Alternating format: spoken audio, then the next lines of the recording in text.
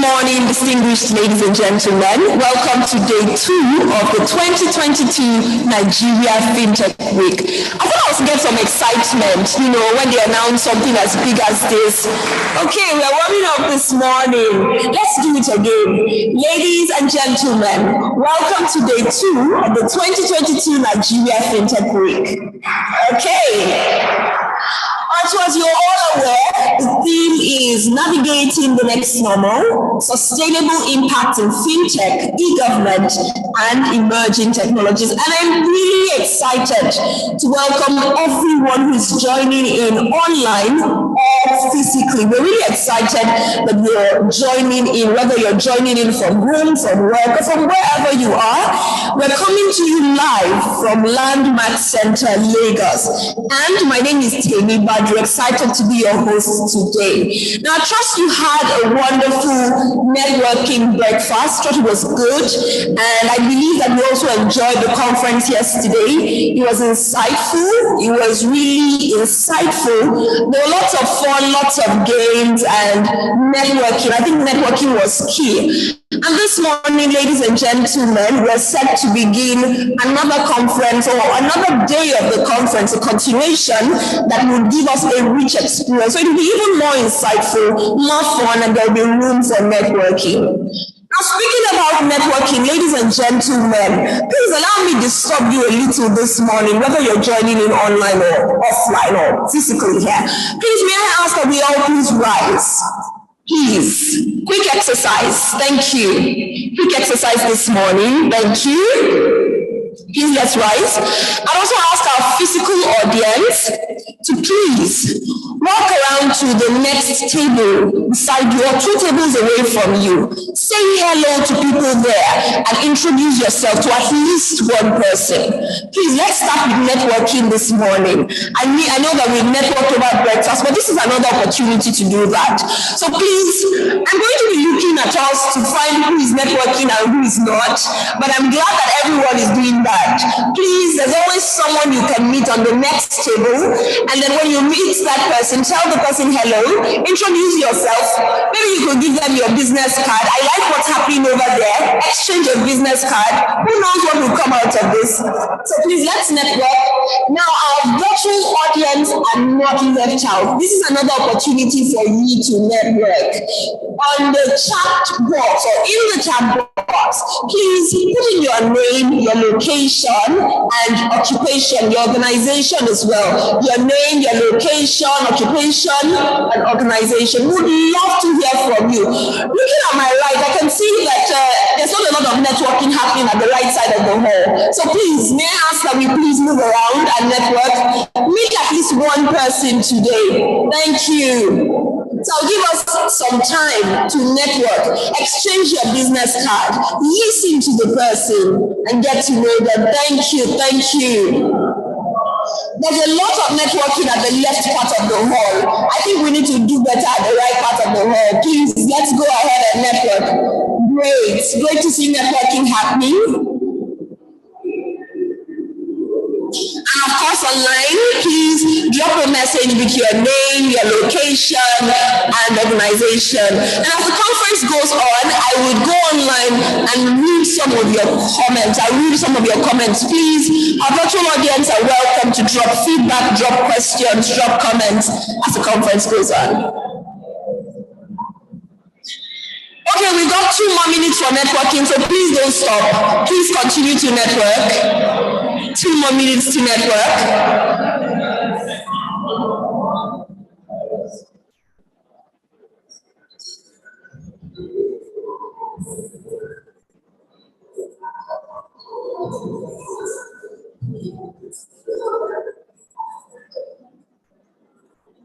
So as we wrap up the networking session, please may I ask that we please bring out our mobile devices as we wrap up the networking session.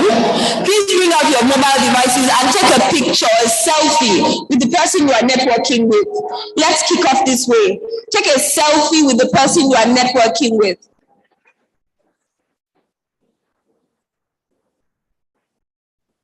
Networking continues. On the table to my left, there's not a lot of networking here. Please move around, take a selfie with the person you are networking with. Okay, great. I like the selfie, the group selfie going on at the back of the hall over there.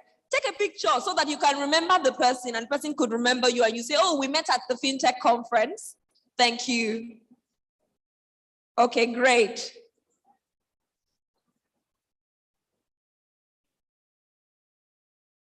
All right, I understand that we don't want to stop networking, but we have to wrap up now. We'll have other opportunities to network in the conference. Ladies and gentlemen, please let's take our seat as we're set to dive into the conference. Please let's take our seat. Thank you.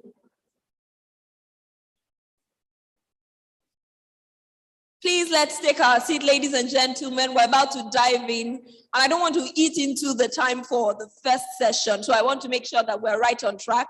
Please let's take our seat. I'll ask the ushers to please help direct our participants to take their seats. Thank you.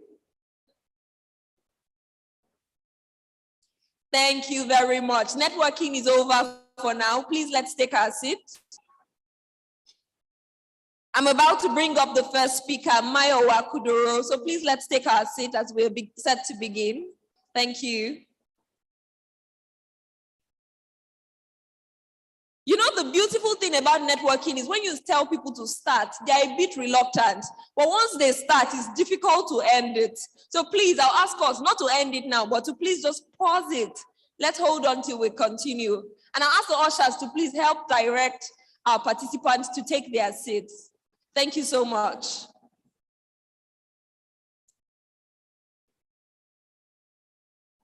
Thank you. Please let's take our seats. Thank you very much.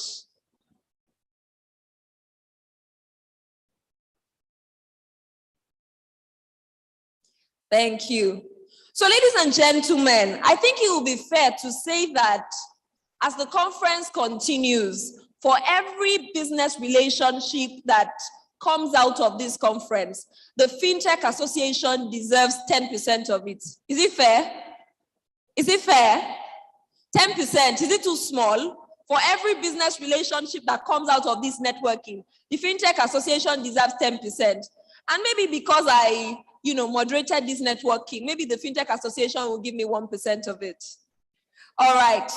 Now we're set to begin with the first session. But first of all, I'd like to remind us that as always, you can connect with us on social media. Our handles are on Twitter, FinTech Week NG, on Instagram, Nigeria FinTech Week, on Facebook, Nigeria FinTech Week, and on LinkedIn, Nigeria FinTech Week. Those are our handles, and you can connect with us on social media. So again, you can connect with us on social media, and don't forget to use the hashtag NFW2022. That's the hashtag to use as we continue conversations, NFW2022. So when you post that selfie, that picture, that tweet, don't forget to use the hashtag NFW2022.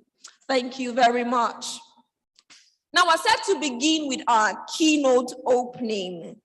And just 1 month ago, ladies and gentlemen, McKinsey released a report titled FinTech in Africa, the beginning of the end. And this report is an outlook of the FinTech landscape in Africa. And this morning, we're very privileged to have a partner at McKinsey come up to share some highlights, some key findings of the report. Ladies and gentlemen, if your hands are not too busy, and if you would please just hold on with networking for a bit, please join me as I welcome Mayowa Kuduro. Let's give her a round of applause as she kicks off with the keynote opening. Thank you.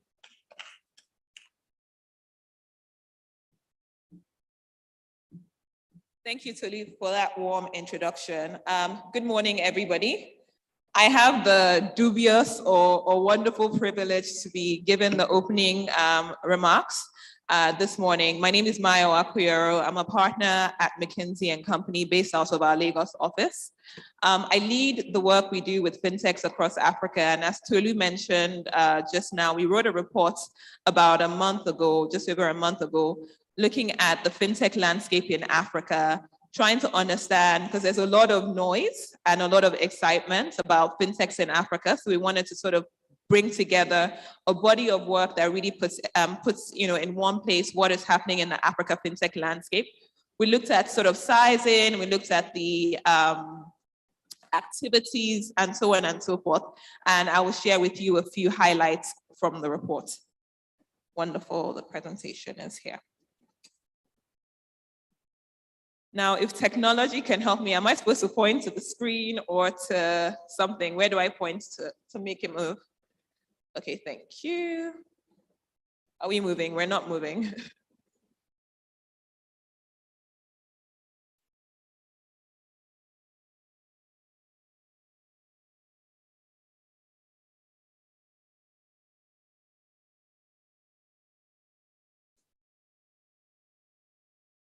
You know what, I'll just tell you when to move. Can you move to the next slide, please? Thank you.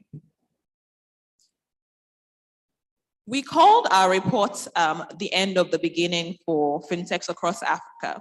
And a lot of people said, that's a very interesting name. Why do you call it the end of the beginning? And there were a number of reasons we thought that fintechs were coming to the end of the S-curve in Africa. The first thing that I would say is that when you look at the size of revenues of fintechs in Africa and see how they've penetrated the financial services system, across Africa, we're about 3 to 5%. Nigeria specifically is around 3% of total financial services revenues. And those numbers are actually very similar today to what you would see in more developed markets such as the US, the UK, and so on and so forth. So from a revenue perspective, we're actually, almost on par or at par with more developed markets. The second reason that we said, look, we're at the end of the beginning was that when you looked at, the maturity cycle and the activities where fintechs across Africa and again in Nigeria are participating in, we've sort of built a lot of the fundamental rails that help to drive fintech activity.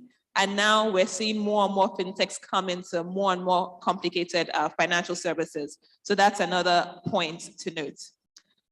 The third point to note is, I'm sure everybody is aware of all the news and all the press that you've been seeing about startups and fintechs. And we see sort of 3 or 4 big issues and big challenges that fintechs will have to face. Again, very similar to what you would experience in other sort of more developed markets. These challenges include the challenge of scale. How do you make sure that you are building businesses that have both the number of customers, but also the revenue growth to warrant some of the investments going in there?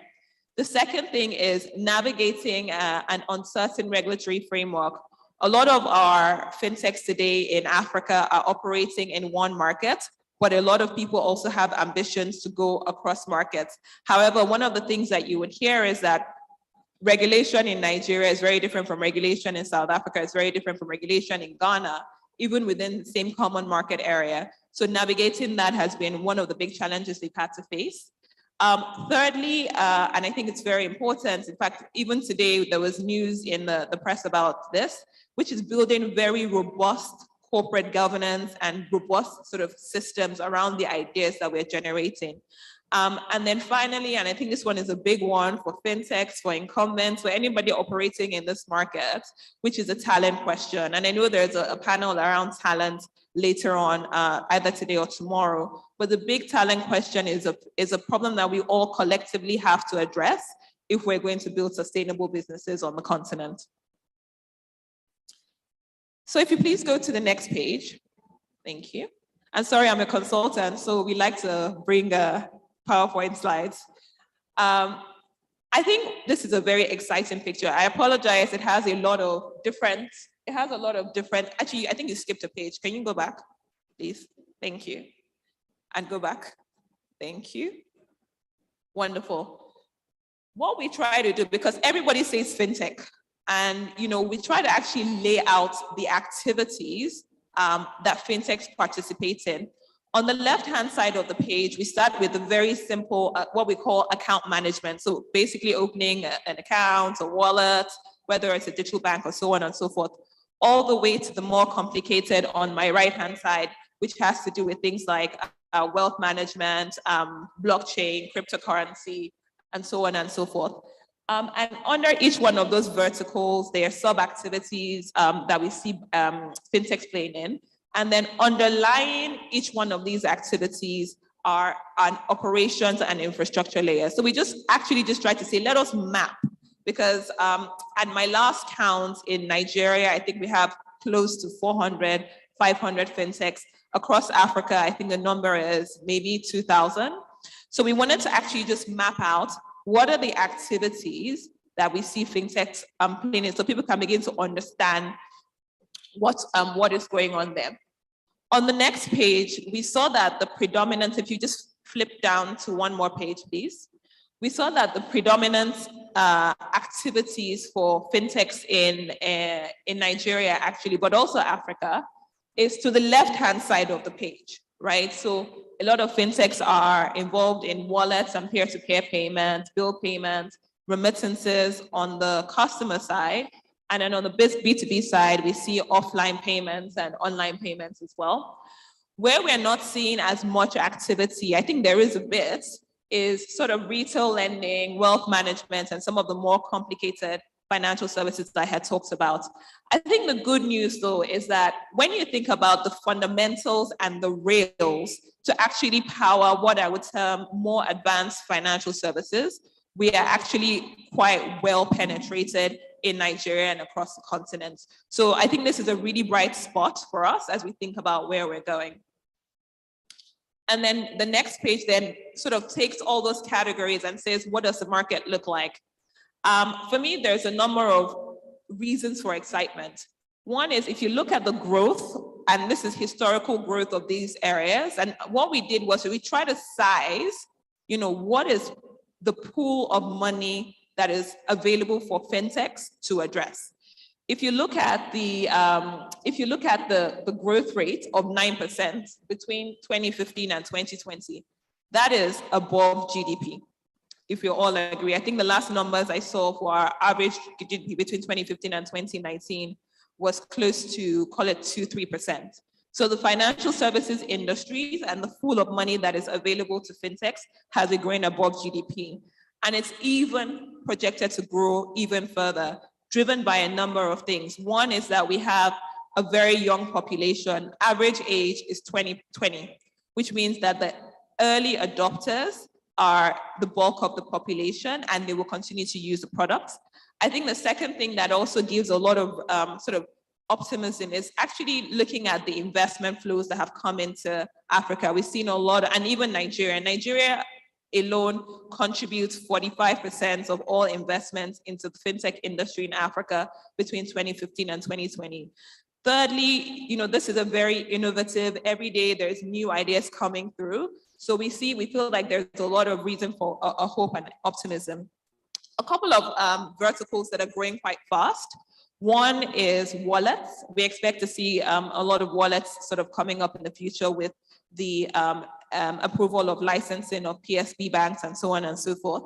The second is also retail lending. If you look at other markets where that has been sort of relatively, how would I put it, democratized, we've seen quite a high growth in retail lending. Thirdly, remittances, which is where a market that collects a lot of remittances flows. Unfortunately, I don't think the last mile delivery problem has been solved yet, but there are a few, again, very, very interesting companies coming up in that space, and the margins are relatively high. So we expect to see quite a lot of growth there. All right, on the next page, I just put this here to sort of take a zoom out and say, where is Nigeria relative to Africa and what is happening across Africa? We have sort of 4 categories of markets when we see fintech. And I think one of the things that is actually very specific to our climb is the fact that when we talk about fintech, we talk about 3 types of entities. We have our telecom operators who are heavily involved in other markets with mobile money and so on and so forth. We have our the banks, right? And then we have what I would term the new ventures, also all participating in what I would term as the fintech revenue pools. However, the dominance of those 3 players are very, very different depending on the markets you're looking at. For us in Nigeria, we term us as a disrupted market because 1, We have what I would term the rails to enable sort of fintech activity. We have instant payments, and we have quite a lot of dynamism in the industry. Unlike a Ghana next door, where the bulk of what I would term the fintech activity there is driven by the telcos. So they have 150% of their GDP moving through mobile money today. So it's very much a mobile money-led market. If you look at a South Africa, a Morocco, there are a lot of the innovations that are actually coming from the banks, and the banks have a very, very high hold on sort of the disruption in the financial services market. And then what I would term as the crossroads markets, such as the ones in Francophone West Africa, where you have relatively, I would say 50-50 participation of telcos, of disruptors, but also of the banks. So there, the jury's out as to who's going to win in those markets. Finally, if you just move to the last slide, I think, to unlock the true potential of fintechs, I think it's, and one of the reasons I'm really excited about what is happening in this room today is that you have so many different types of players coming together to have a conversation about this industry. But I think, we think about 3 levels of participants that need to come in and help drive growth in the industry. I think one is the role that the regulators have to play in encouraging sort of innovation, but also ensuring that customers are protected. Secondly, fintechs and incumbents. I think here the big question is, how do you build talent and train? Every day, I was telling someone, every day I get a request to say, are there any ex-McKinsey consultants who would love to come and work at my startups? People are always talking about, I'm looking for a CFO, I'm looking for a CEO, I'm looking for somebody, right? So the talent question is a very important one. And then the question that we also have to ask ourselves is, do we need to build in the fact that even though we train talent is very, very fungible because people are going and moving up and down. So how do we make sure that we build in the right redundancies, given that people are also moving up and down? And then also partnering, right? I think if you look across the world, and actually also in Africa and in Nigeria, how do we come together? Because I don't think, people always ask me, who's going to win? Is it telcos? Is it going to be fintechs? Is it going to be the banks? I actually think that the problem that we're trying to solve requires everybody to come together. We're in a country where 40% of our adult population still doesn't have access to financial services. So everybody has to come together to solve the problem. And then finally, investors, because I think we're going to need capital and patient capital to grow this industry. So we talk about the work that they need to focus on value over valuation and ensuring that we're building right, sustainable businesses that are addressing the issues in our markets. So finally, I have one more slide that I would like to share with you. I think just to recap, I think there are sort of 5 key messages. One is that the fintech is booming on the continent. I think it's a bright spot that has grown despite all that's happening in our markets today. I think our digital infrastructure to support it is still developing, but we have the right fundamentals for the most part. I think that multiple income streams are very, very necessary for us to grow. And I think this is where we talk about value over valuation and ensuring that we're building the right businesses that can solve the problems that we have. And then finally, ensuring that there is the right regulatory environments to support our businesses. Thank you very, very much.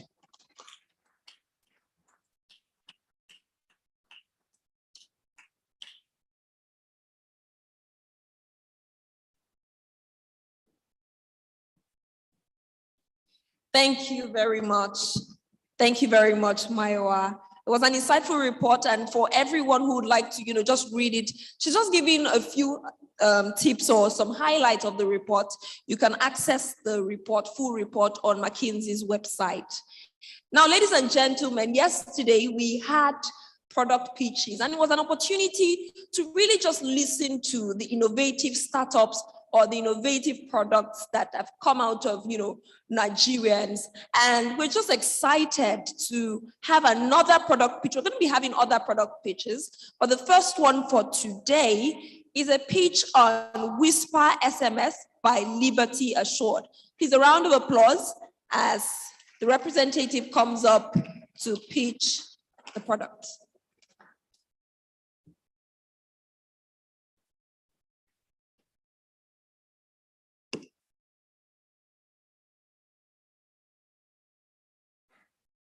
Good morning. Okay. Good morning, everybody.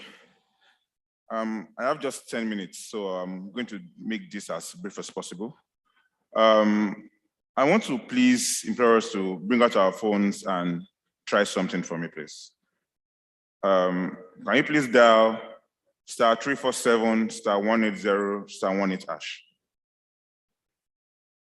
Don't worry, I'll be rewarding the first 20 people to finish this activity.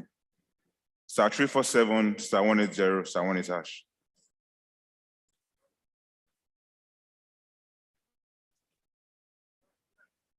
Oh, it's not clear.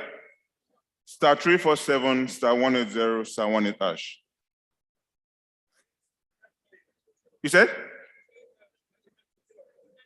Come again, please. Okay, good. The code again, *347 *180 *18#. Okay, so let me just take you guys down. I'll be giving you guys a short story. Whisper SMS is a business that was born out of the need to communicate to a group of customers or consumers because of the communication gap that we noticed between our business and our customers. So we decided to come up with a product or with a project that would be able to communicate directly to your Android phones or your iOS phones. So we called it an A2P messaging platform that has the business to business and business to customer solution. So what does this whole product do? So it does the voice SMS, it does the regular SMS, the OTP, rich card SMS, and WhatsApp OTP. Now, the major highlight for today's presentation is the rich card SMS. For those of us that dialed this code, you would see that an image of Whisper came alongside the message that you got. That is one of the most unique features of SMS in today's technology. In Nigeria today, maybe 1 or 2% of the SMS messaging platforms has this particular technology. And the truth is this, people want to visualize what you have. People want to know the product you are trying to sell to them. They want the logo, they want the brand, they want to feel the brand. And that is why we thought about the rich card communication system. Moving forward, 400%. So like as I was saying earlier, we needed to reach out to our customers. After the pandemic, so let me give you an insight. My company used to do the regular lending, the market women lending, where we give group loans, individual loans, and we ran into a lot of debts during the pandemic, like a lot of debts. The debts running into hundreds of millions, and we had to look for a way to get this money back. And we thought about how can we actually do this? We reached out to a lot of SMS messaging platforms, and we spent tens of millions trying to get mass messages across to these customers. And then we thought about it that, come on, we are technology guys. We can actually build a platform, provided we get the license though. And then we started chasing after the license.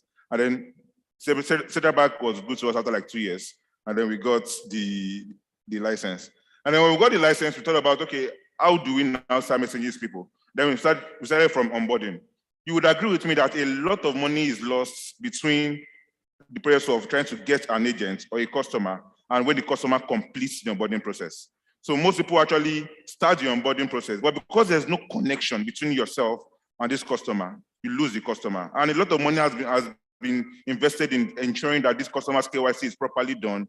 A lot of money, I mean, some of us use MetaMap, the ID verifier and the likes, and you spend a lot of money trying to achieve this things.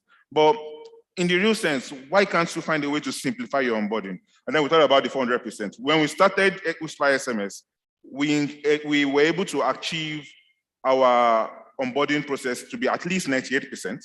And that has been happening for the past 2 years now. That means our onboarding process over time has increased by 400%. Our drop-off now, that means when people see the message and be like, I don't want to listen to these people, they churn your message. And that will not happen with rich card SMS. Because when they see the message, they know that, okay, these guys are actually real. I have seen this logo somewhere before. I have seen this brand somewhere before. That means these people, to a very large extent, are real. So there's less churn whenever they're trying your messages. There's increased revenue. You would agree with me again that whenever the onboarding process has been completed, the chance of you converting that customer is now about at least 80%. In that instance, we are going to increase your revenue, and then there's security. Security comes with OTP. That means when your customers are able to interact with you directly, you'll find a way to secure the channel between yourself and the customers. The OTP comes to only the owner of the phone, or only the owner of the phone number. And moving forward. And then we also did some sort of research to realize that SMS messaging in Nigeria is unlike email marketing. Email marketing, maybe most people, I hardly check my Gmail. The email I probably check a lot is my work email, because that is where things happen. My Gmail, I hardly check it. And if you are thinking of doing email marketing, you probably fall into the set of customers that I am. But we thought about SMS and we realized that people could touch their phones every minute. So there's a chance that they will see your message and probably read your message. So the open rate of SMS in Nigeria today is about 98%. The read rate about your SMS, so people open it but do not read it. But because of the nature or content of your SMS, people get to read it, right? Because you are now using rich card SMS, like I said. People get to read it, and then you get about a lower rate, about 82%, which is quite reasonable. And then conversion rates, because you are looking at, okay, how do I convert this set of people to actually now patronize my products?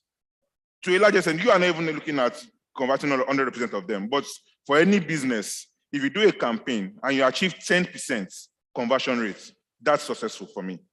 But with SMS, you can actually convert about 29% of these customers. And then the phone subscribers in Nigeria today, my baby has a phone, and my baby is not even 10 years old yet. So everybody has a phone in Nigeria today.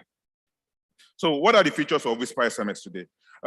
Message analytics. On our platform today, you can see the senders, how many messages are delivered, how many of these messages have been read, how many of these messages of these people have actually gone through the process of probably onboarding and the likes. You can see all of these analytics on our platform. You can also use the voice and SMS OTP. That means if you want to increase the personification of your process, you can encourage them to use voice OTP for those that cannot actually, or that are visually impaired. So you can actually have them use the voice OTP. You can do message scheduling. So maybe you want to send a set of messages to your people, maybe every morning or every evening, and you don't want to spam them a lot. You can actually schedule when these messages will go out. You can also do rich communication services, again, rich card SMS, and then you can send personalized messages. Sometimes when the president of the FinTech Nigeria sent a mail yesterday morning, and I saw his personal mail, I said, how did he get my email address? Something like that is what they call personalized messages, but you can do that with SMS as well. So what's new in the market again? Like I say, rich card SMS. Rich card SMS basically is the new norm, but a lot of people don't do it in Nigeria, and you'll be opportunity to actually get it done with Whisper SMS.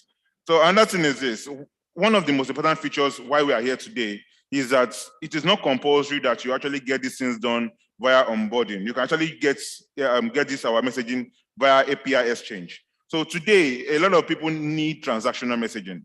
Transactional messaging today is these messages that you use to notify your customers of maybe account balances, loan balances. For those of us that have the agent network services, how do you notify your customers of transactions that have been done on your platform? How do you notify them of a login process or a successful login, or someone trying to actually infiltrate their account? How do you notify them of their account changing? So these are the kind of messages that you get through API exchange. And the good thing is this: if you feel that your business, which I actually believe that all fintechs needs this kind of API connection to get our platform, our engineers are around today to actually get you started on that.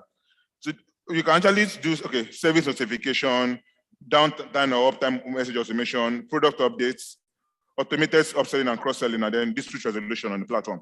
For agency banking platform today, my time is almost done. For agency platform today, the major problem that you have is dispute resolution, because I play in the agency banking space a lot. And you can use transactional messages using via API to automate dispute resolution. And this and lots more can be done via API exchange on the Whisper SMS platform. Again, okay, so how do we fund this wallet or make payments? You can pay via bank debit cards, very easy. You can do your bank transfer, which is quite convenient for everybody. And then you can dial via USSD code. You can see that even using that same string, you can actually make payments. Now, what are the business customer solutions that we have? We have OTP, I mean, I've mentioned all of this before, and then WhatsApp SMS. Oh, okay, I must have missed. How do you get onboarded? You get onboarded by dialing *347 *180 *18#, or you come and see us at our booth, and I'm very sure that you can get onboarded today and start using our SMS today.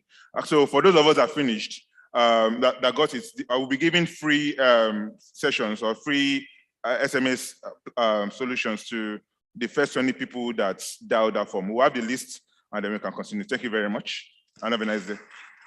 Thank you. Thank you very much.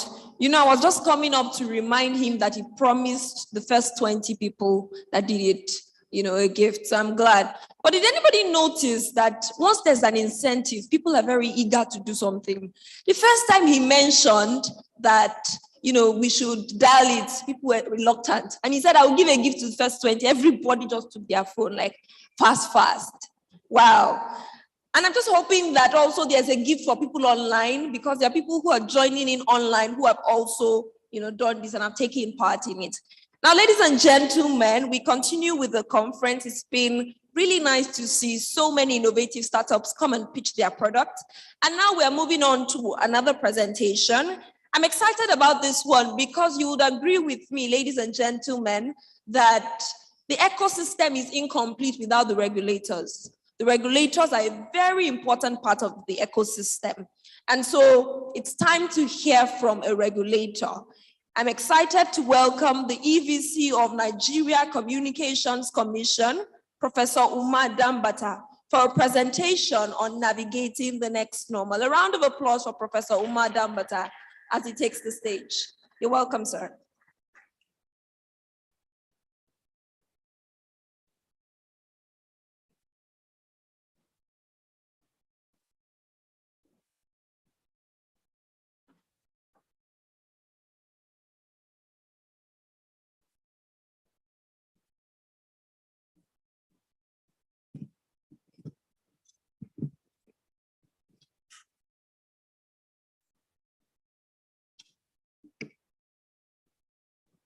Hello.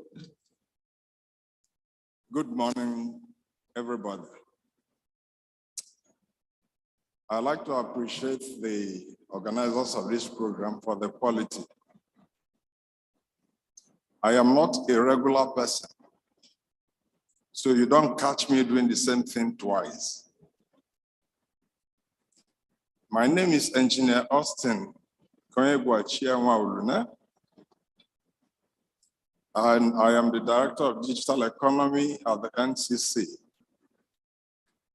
I hold a doctorate degree in telecommunications engineering and a PhD in engineering management. Before being the Director of Digital Economy from February last year, I was Director of Spectrum Administration for 8 years. But I get more excited every time I have this opportunity to be a professor for 20 minutes. So I am Professor Umar Garba Dambata because I am representing him, and I'm present his keynote exactly the way it's approved.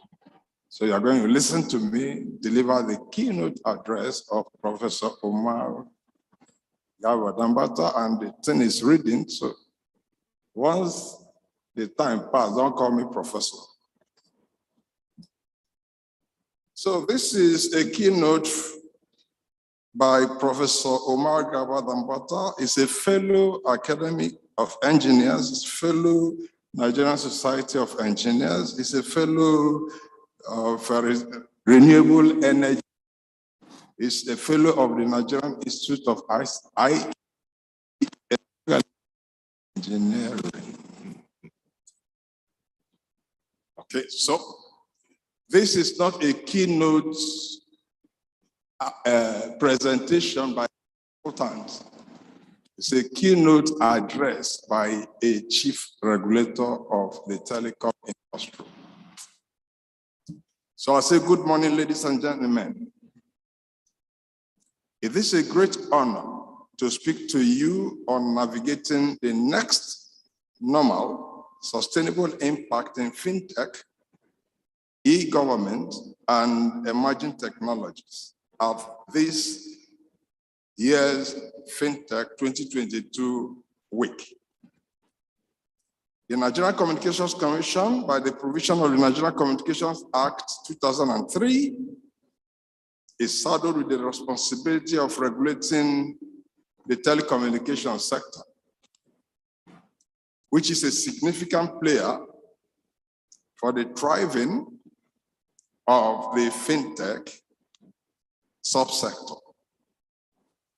The shift to digital is the next normal, actually the now normal, as financial services and payments are now powered by mobile phones, providing access to new data, embracing technological innovations, and changing mindsets of users.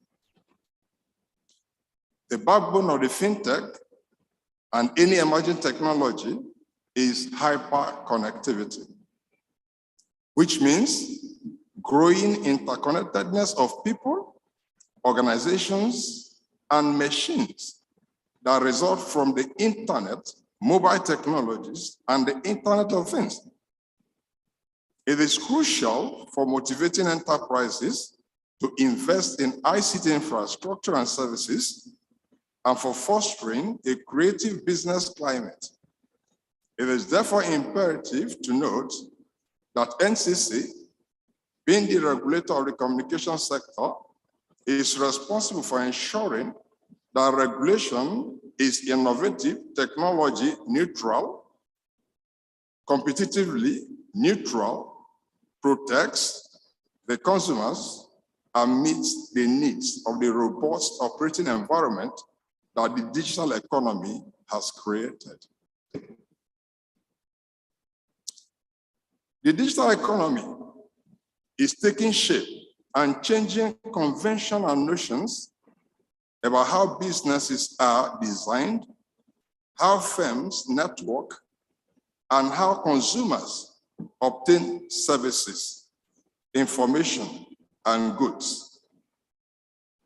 It is in recognition of the impact of the digital economy that Nigeria developed its guiding policy and strategy document known as National Digital Economy Policy and Strategy. NCC has positioned itself to ensure full implementation of its responsibilities as communicated in the NDEPS.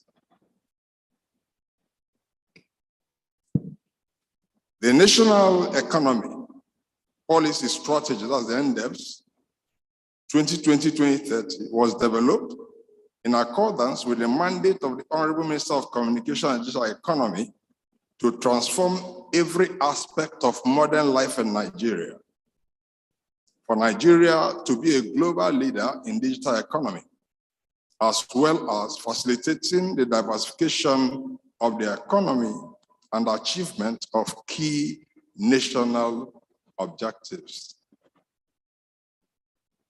The 8 pillars that support this policy and strategy are developmental regulation, which provides support for the effective regulation of the digital technology sector. Pillar 2, digital literacy and skills, provision of policy backing for massive digital skills training of Nigerians in order to enhance digital literacy. Solid infrastructure is the third, development of broadband infrastructure to deepen broadband penetration. Fourth one is service infrastructure to support for government digital services and provision of robust digital platforms to drive the digital economy. 5 is digital service development and promotion. That's the development of a viable digital economy ecosystem that support and engender innovation among micro, small, and medium enterprises. Then the 6th is soft infrastructure, strengthening public confidence in the use and adoption of digital services and platforms. Then the 7th is digital society and emerging technologies to ensure that gains of digital economy are mapped to indices of well-being in the lives of ordinary citizens. Then number 8, indigenous content development and adoption, which provides a framework that gives preference to digitally skilled Nigerians for government-funded projects. Before I go further, I'd like to touch briefly on the 3 main components of this topic, which are fintech, e-government, and emerging technologies. According to wikipedia.org, the term fintech simply refers to the technology and innovation that aims to compete with traditional financial methods in the delivery of financial services, while e-government is defined as the use of technological communication devices such as computers and internet to provide public services to citizens and other persons in a country or region. Finally, emerging technologies are technologies whose development, practical applications, or both, are still largely unrealized, such that they are figuratively emerging into prominence from a background of non-existence or obscurity. Due to the enormous advantage of information technology, the financial sector tends to utilize this technology in conducting financial transactions. Thus, financial technology or fintech emerged as a phenomenon in the information system, which involved design and or delivery of financial services and products through technology. Thus, governments have to implement financial technology to facilitate citizens obtaining services.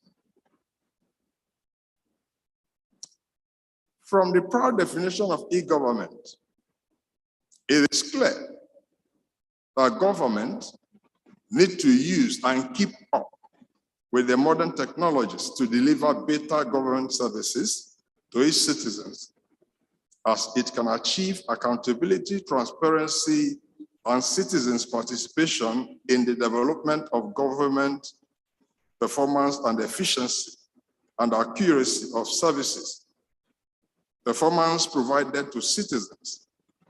Using fintech, government has developed portals for the provision of government services such as telephone e-billing payments, electricity e-billing payments, birth certificate issuing, among others, including customs and immigration. Fintech, as one of the technologies used to facilitate various services obtaining processes, to continuously aim to achieve the following goals. I won't number them, I will just read them. Achieve and promote financial inclusion and subsequently inclusive growth. Improve speed, convenience, and efficiency of financial services. Provide affordable financial services for underserved small and medium enterprises and unbanked population. Reduce delays and costs in cross-border remittances, enhance efficiency and transparency of government operations, which lead to facilitation of social and humanitarian transfers, in addition to reduce corruption. Provide solutions for small challenges such as endemic corruption, informal transfers, and large e-remittance markets, unbanked people, undiversified economies, large income disparities, vulnerability to terrorism, and large displaced population. Then enabling non-financial cooperation, such as e-commerce firms like Amazon, Alibaba, Apple, then mobile transfer companies, mobile network operators, and large retail networks to offer financial services such as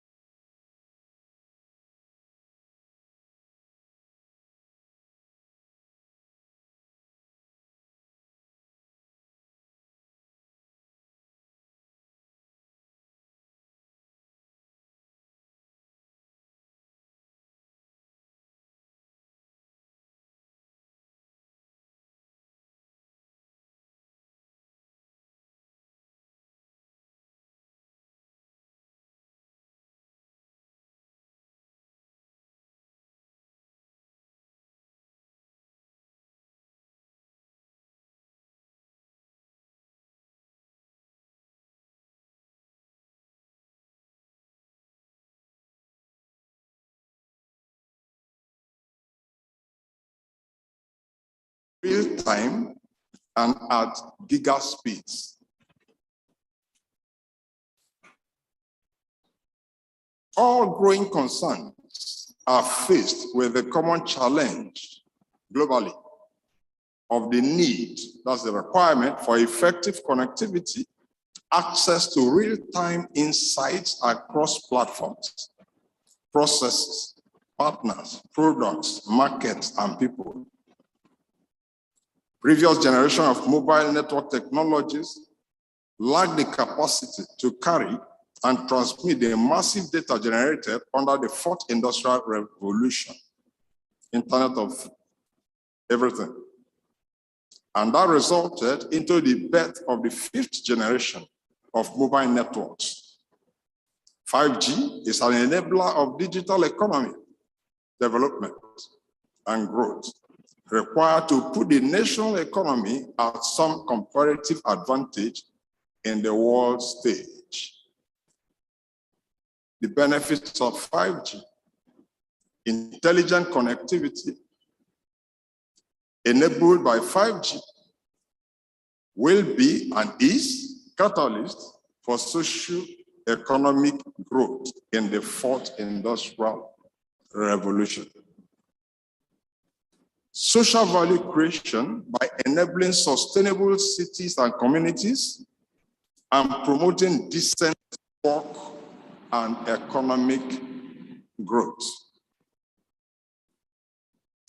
Significant economic and social value gain through use of technological applications that will industrial advances.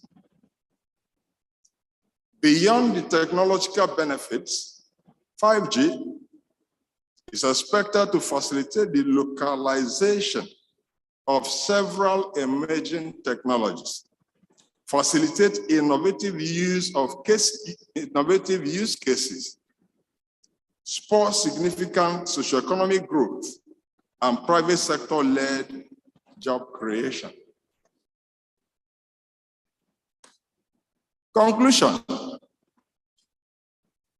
The role of the NCC can be summarized as providing enabling environment for the deployment of digital infrastructure, development of human capacity to innovate and create digital businesses and services, and develop digital skills of Nigerians to be able to use the digital services provided by the innovators and entrepreneurs. Collaboration between the NCC and other stakeholders is very vital.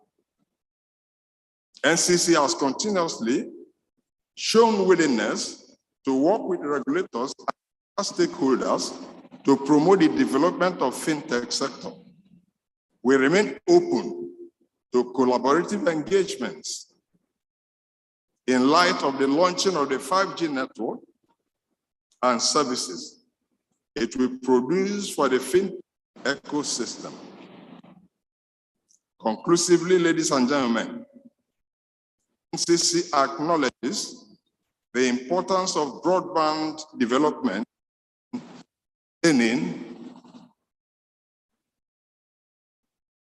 the impact of fintech, e-government, and emerging technologies, and has therefore articulated all necessary measures through the NNBP, that's the Nigerian National Broadband, to expedite the development of infrastructure that will support the actualization of a Nigerian digital economy. Thank you. This is from Professor Omar Garba Dambata, the Chief Executive Officer and the Executive Vice Chairman of the Nigerian Communications Commission. So now I return back. I am Engineer Austin Wauluna, the Director of Digital Economy, Nigeria Communications Commission. Henceforth, don't call me Prof until I gain one.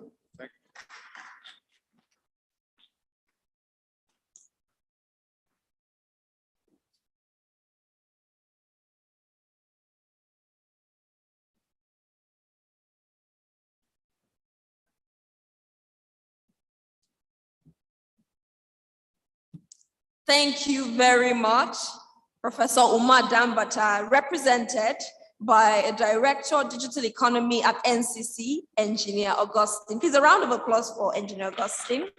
Thank you so much for delivering the speech of Professor Umar Dambata.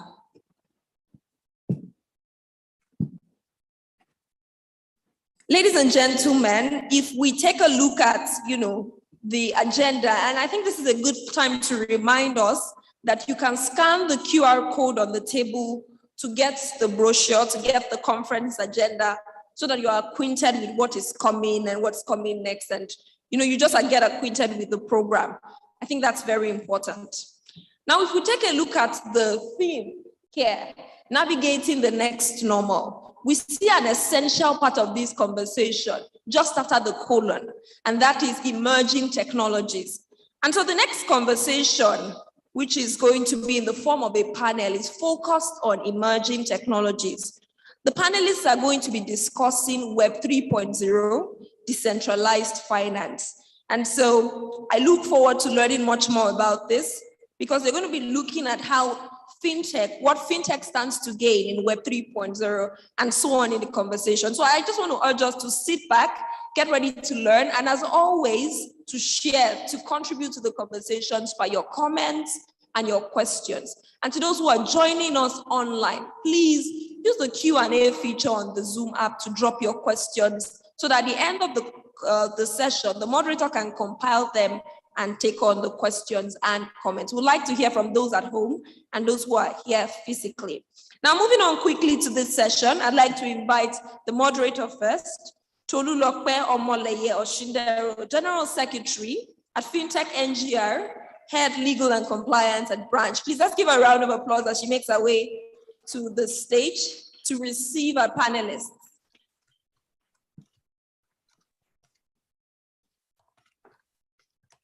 On this panel, we also have Uche Val-Obi, Senior Advocate of Nigeria, Managing Partner at Alliance Law Firm. Today is represented by Albert Adu, a partner at Alliance Law Firm. A round of applause as he makes his way to the stage. You're welcome, sir. We also have Frank Atta, Group Head, E-Business at Providors. A round of applause. Ernest Mbekum, Founder and CEO at Interseller Inc. Please, a round of applause. He's joining in virtually, but please, let's still celebrate our virtual panelists.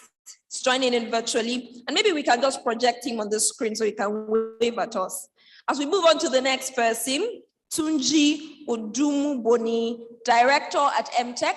A round of applause, please. And Oluchi Enebeli, Senior Smart Contract Engineer at Liquality. Over to the moderator.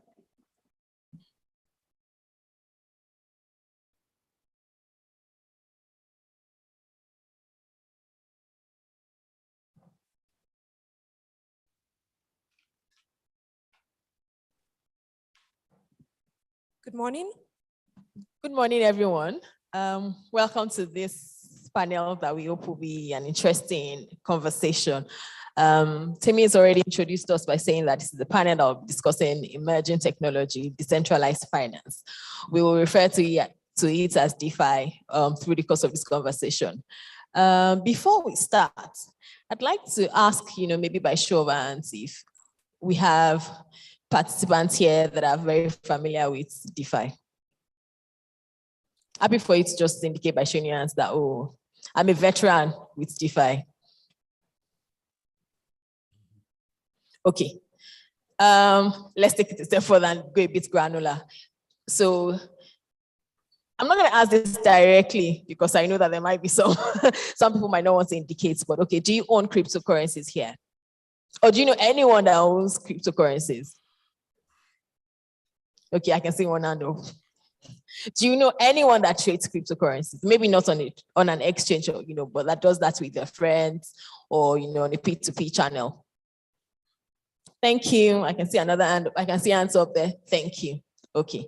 Another layer to this would be, do you use your cryptocurrency as security to lend? So for liquidity purpose, say you need an urgent 2K, but then you have some crypto and you don't want to sell it yet. Have you ever used your crypto in that manner? I don't know if you're saying yes or you're just smiling at me. Okay, that's something that we're going to be discussing on this panel. And then we have very qualified panelists to take us through the conversation around DeFi, the use cases in Nigeria or in Africa at large, why DeFi, some of us are just getting caught up with fintech, digital banking, IoT, and all of that. And then there's DeFi. So that's what this panel is going to be discussing. And I'm hoping that it will be interesting and it'll be educative and it'll be informative for everyone. So I'm going to start. My first question will be to Ernest here, who's joining us virtually. Hi, Ernest, can you hear us? Hi, yes, I can. Hi, okay. So please, for the benefit of everyone that's listening, can you just give us a short introduction into what DeFi is? Okay, DeFi is this new emerging technology that is, in a way, challenging the centralized system of traditional finance. And DeFi is built around distributed ledger technology, or what we call blockchain. And it uses technologies like smart contracts and other technological cryptographic methods to make financial services faster, more secure, and also lowers the barriers to entry that are traditionally linked with centralized finance. The technology tends to be borderless. At this point, it's still early, even though it's almost 13 years old. It continues to challenge traditional systems and regulators who are still trying to understand how this can be applied without disrupting existing systems. Most of the solutions around this tend to be peer-to-peer, non-custodial, and also mass market. And within Africa, where we face unique challenges with financial inclusion, this technology, DeFi, is seen as one of the pillars that could increase financial inclusion and address many of the challenges we face within Africa. But the technology is still new, and we are excited that within Africa, there's a lot of promise with governments beginning to dip their toes into these technologies with various solutions, including the eNaira. So thank you. Thank you very much for that. So in that short explanation, there was mention of cryptography, there was smart contracts, there was centralization. I'd like to ask, just in terms, and then you also mentioned an important concept, financial inclusion. And I'm sure that, if you attended the conference yesterday, you'd have heard at least two people talk about financial inclusion and whether we've moved the needle in terms of making financial services available to everyone in Nigeria. So Ernest, I think my next question to you would be in terms of clear examples, what's the DeFi, how is DeFi being used in Africa or maybe in Nigeria or generally in Africa? So in terms of, very clear use cases, what have you seen? Yes, so there are a lot of use cases within Africa, and especially in Nigeria, which is kind of leading the space with innovation. However, many of these services are not yet regulated. So they have a unique challenge in basically growing or getting acceptance within the traditional regulated framework. However, what we are doing at Interstellar is that we are working closely with the leading payment companies, and within Nigeria specifically, like InterSwitch. We are working with SystemSpect, Remita. We are even collaborating with the central bank on the eNaira project, and also working with major institutions like the Africa FinTech Foundry, Access Bank, Sterling Bank, and others, to begin to explore how we could create a hybrid towards DeFi, because it's a journey and you have to be careful when you're working with new and innovative technologies. However, there are other players in Nigeria like AppZone, and organizations, Busher and the rest, that are taking a deep dive into this technology and creating solutions that can be used for maybe, say, cross-border services, digital payments, even solutions around real estate, where you can tokenize real estate. You can make fractional real estate where people don't have to buy complete plots of land, where people don't have to deal with the issues of fraud. So these are projects that are being undertaken with some institutions right now within Nigeria that are helping to address some of these challenges that we face. Thank you. Thank you, Ernest. So I will, I like the fact that you've even mentioned that you're working with some of the incumbents in Nigeria and you're also working with central banks, and that's a conversation we'll have, much later during this panel. And that brings me to Uche. Why DeFi?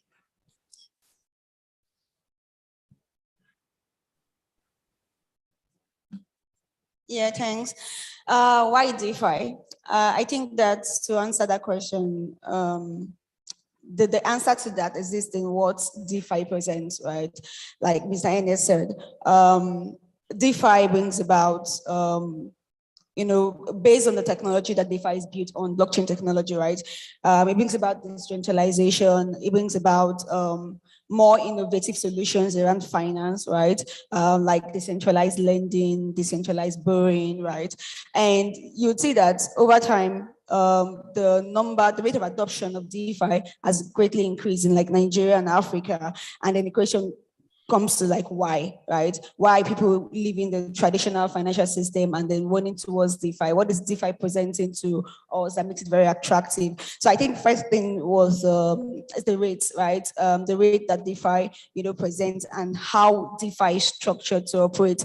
So knowing that there is a very little barrier to entry for DeFi, right? DeFi has I mean, it's a new space.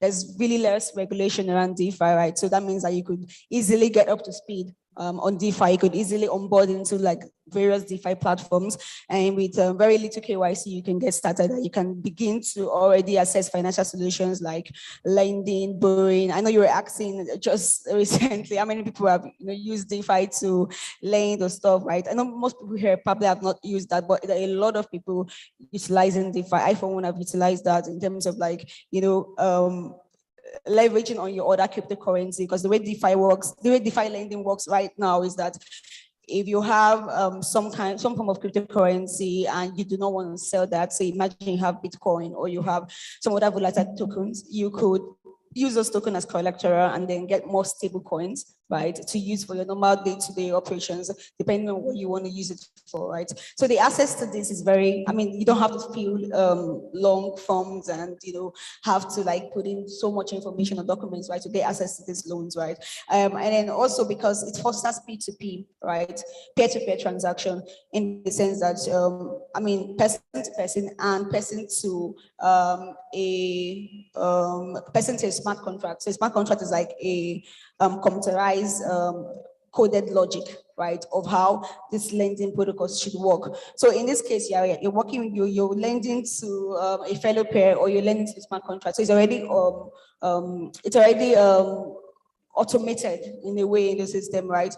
And then you have access to, I can also like bring in my funds, my cryptocurrency, and you could lend that to other persons and you could decide the rates, right? So you are in control, like in DeFi, people are in control of that rate, right? So you could define what rate you want, unlike the traditional system that we have now, where the players like the applications or the products or the regulations decide the rate that would use, right? So all of these things are things that makes DeFi like very attractive. And then the fact that in DeFi, there's this high level of composability, right? Because the DeFi applications, right, is built on the blockchain technology, which is decentralized and immutable. It makes it very easy for different DeFi projects to interact, right? And then it makes it easy for new products or new financial services to emerge, right, based on this. So you could a new financial service could emerge that just interprets or combines or aggregates about 3 or 4 or 5 other DeFi protocols, right, to present even better returns or yields to the user, right?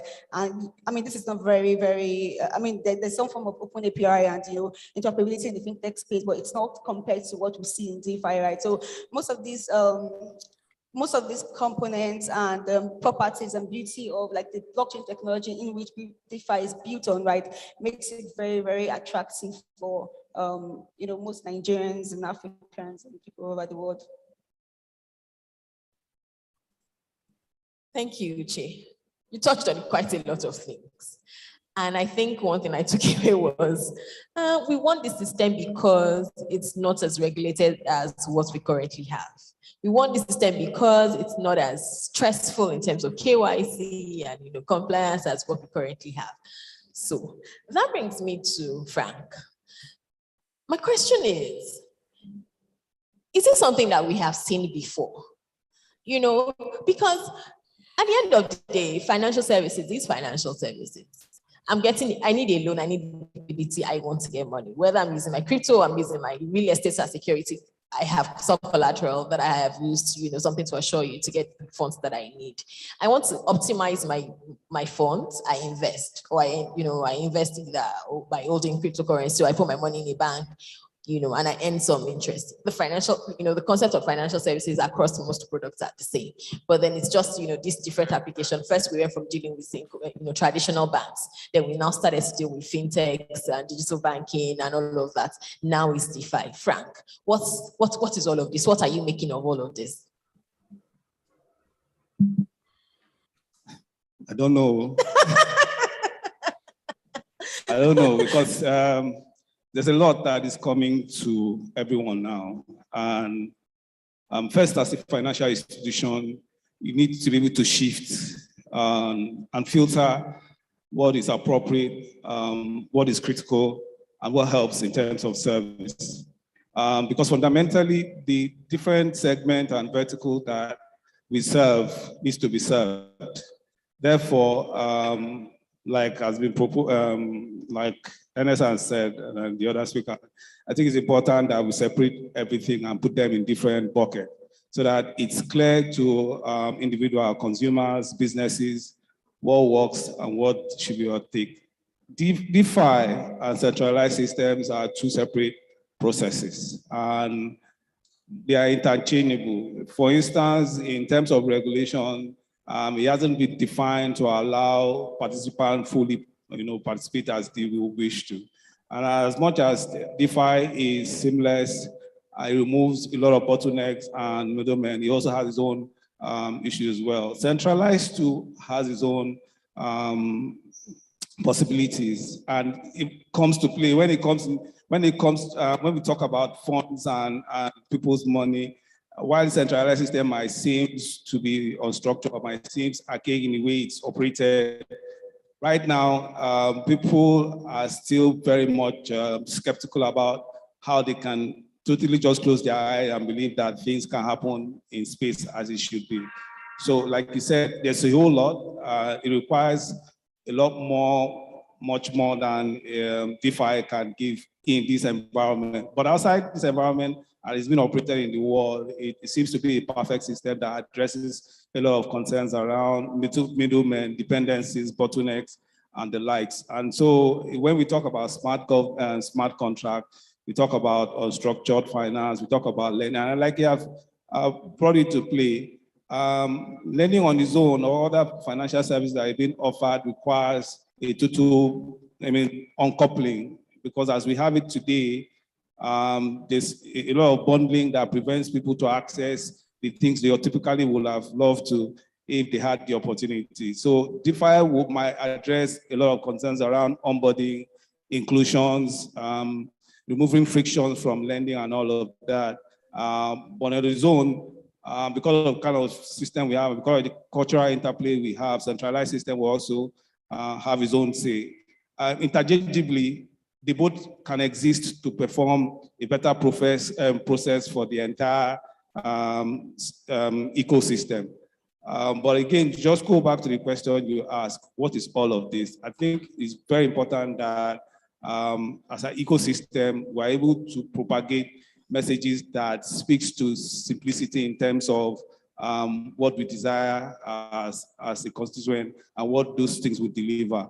And I believe that whether we like it or not right now, DeFi will have its own say in terms of how a lot of processes are designed. But, I have to be careful speaking from the financial service perspective that until regulation fully have a full grasp of what it entails or what it can deliver and how it benefits every player in the system, we just need to wear that cap that asks us to just take a deep breath and focus on what is very important to the ecosystem. Thank you. Thank you. So I'd like to just stay a bit on this point on, the distinction between DeFi and centralized finance. And that just comes down to the fact that, with, the traditional financial system that we have, and even, what's current, some fintechs are still playing in is a centralized finance system where there's the bank, or there's a payment company, or there's an aggregator, or there's also the central bank or the Securities Exchange Commission that's ensuring that, rules are complied with, trust is built in a way. For example, we have the deposit insurance scheme that ensures that if you put your money in a bank, if the bank goes on, there's some return to you. But all of these are things that we don't get with the centralized system. And my question would be, how does that sell DeFi compared to centralized finance system? I'm happy for you, Frank, to take that question. I'm also happy for Ernest to chip in on that question as well. Okay, for where I sit as an internal player, it still borders on the fact that there's still a lot more to learn. And let's talk about it being an emerging technology. When the director presented, talked about 5G and how all of this needs to come into play. So bringing it back to the financial system is very, very important and critical that we understand how DeFi and centralized system will both coexist to work together. Centralized system on its own today is operational and is working. Is it working well the way we want it? Maybe not. But if you bring DeFi into it, it then means DeFi can speak to certain part of the vertical that can be quickly addressed. Ernest talked about real estate. He's talked about how cross-border payment can also be helped with DeFi. Those are all areas that both centralized and DeFi can look at and fully address. Do we for our own decide that, look, with DeFi, let it address specific areas of concern and make that more seamless to fully integrate into the system, while centralized also addresses certain concern and also get integrated in the system. Remember that when it comes to funds or people's deposit, even with regulators being major players, it's always important to align this together so that we don't miss the point and we don't get carried away by terms and things that are fully not practical. Again, economic is a bit special, if you allow me to. So these are things that we then need to look into and ensure that there can be a fusion of both processes, addressing it, and then it becomes a convergence eventually in the future to see which one really works well and who does it serve more. And maybe you want to add to that. Sure, thank you. I do agree with all the points you've made. And again, having been in this industry for close to over 13 years, actually, I believe that it's going to be a convergence. I use the word hybrid because as attractive, or you say sexy, this new technology may seem and may be appealing to people, it does come with a lot of risks. We've heard many of the horror stories, people losing their funds, investments, and they now look for regulators to come and help them address their issues. So you can't really have your cake and eat it. I believe that the best way forward would be a hybrid solution, which is what we are doing with some of the institutions I mentioned earlier, because centralized systems have their role to play. DeFi system solutions have their role to play. When we look at social media, for example, WhatsApp, Instagram, TikTok, all these services, you don't have to go to a bank, spend 4 or 5 days verifying to open an account on these systems. It's instant. It's nice. It's a low barrier to entry. With the centralized systems, these systems tend to be closed. With DeFi systems, they tend to be open. You can analyze the codes, you can verify what's happening. However, they haven't quite matured yet. And that's why I think regulation is critical. That's why I think that the current financial institutions, specifically in large economies like in Nigeria, have to be careful because you're dealing with hundreds of millions of people and you cannot afford to make mistakes that will have massive consequences within economies. Yes, it does. With DeFi, you can facilitate things like cross-border, but how does that now affect things like balance of trade, exchange rate mechanisms, manipulations, and things like that? So we have to find a balance. And I think that the approach that is being taken by the CBN and other regulators and other financial institutions within Nigeria is the right approach, where they are taking that leap forward, while at the same time continuing to research and ensure that there is some level of consumer protection, which is needed for large scale and mass adoption. Thank you. Thank you. Thank you, Ernest. So my question goes to Tunji. You work with regulators. You work with state governments. What's their approach or what's their response to this? Because fundamentally, what DeFi is trying to do is say, well, maybe we don't need the banks. Well, maybe we don't need the central banks. We can organize ourselves. We can organize our financial transactions. We're giving power to the consumers and individuals to determine their financial destiny. What's the response that you've seen from governments and from central banks that you have worked with or that you're working with?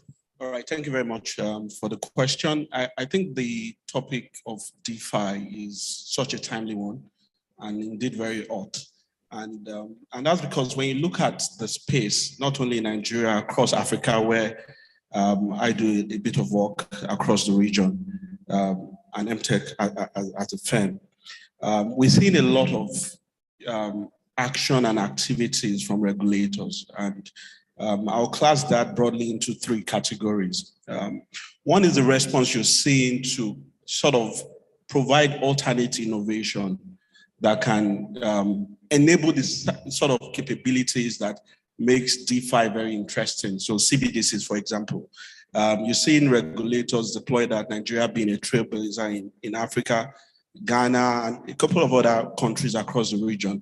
And that's because when you look at some of the inherent capabilities that make DeFi really interesting, we talk about smart contracts, being able to sort of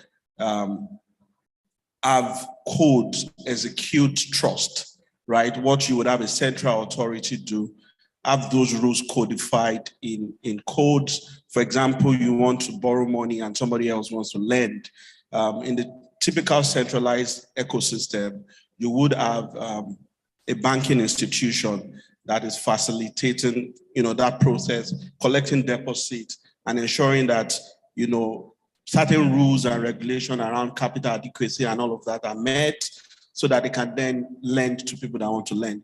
Now, in a DeFi world, you're looking at code executing those sort of contractual agreements and making things programmable. And that's some of the capabilities you have with CBDCs as well. When you have full adoption and when it becomes mature, you can certainly imagine a CBDC, for example. Can I pause you? Yeah. Sorry.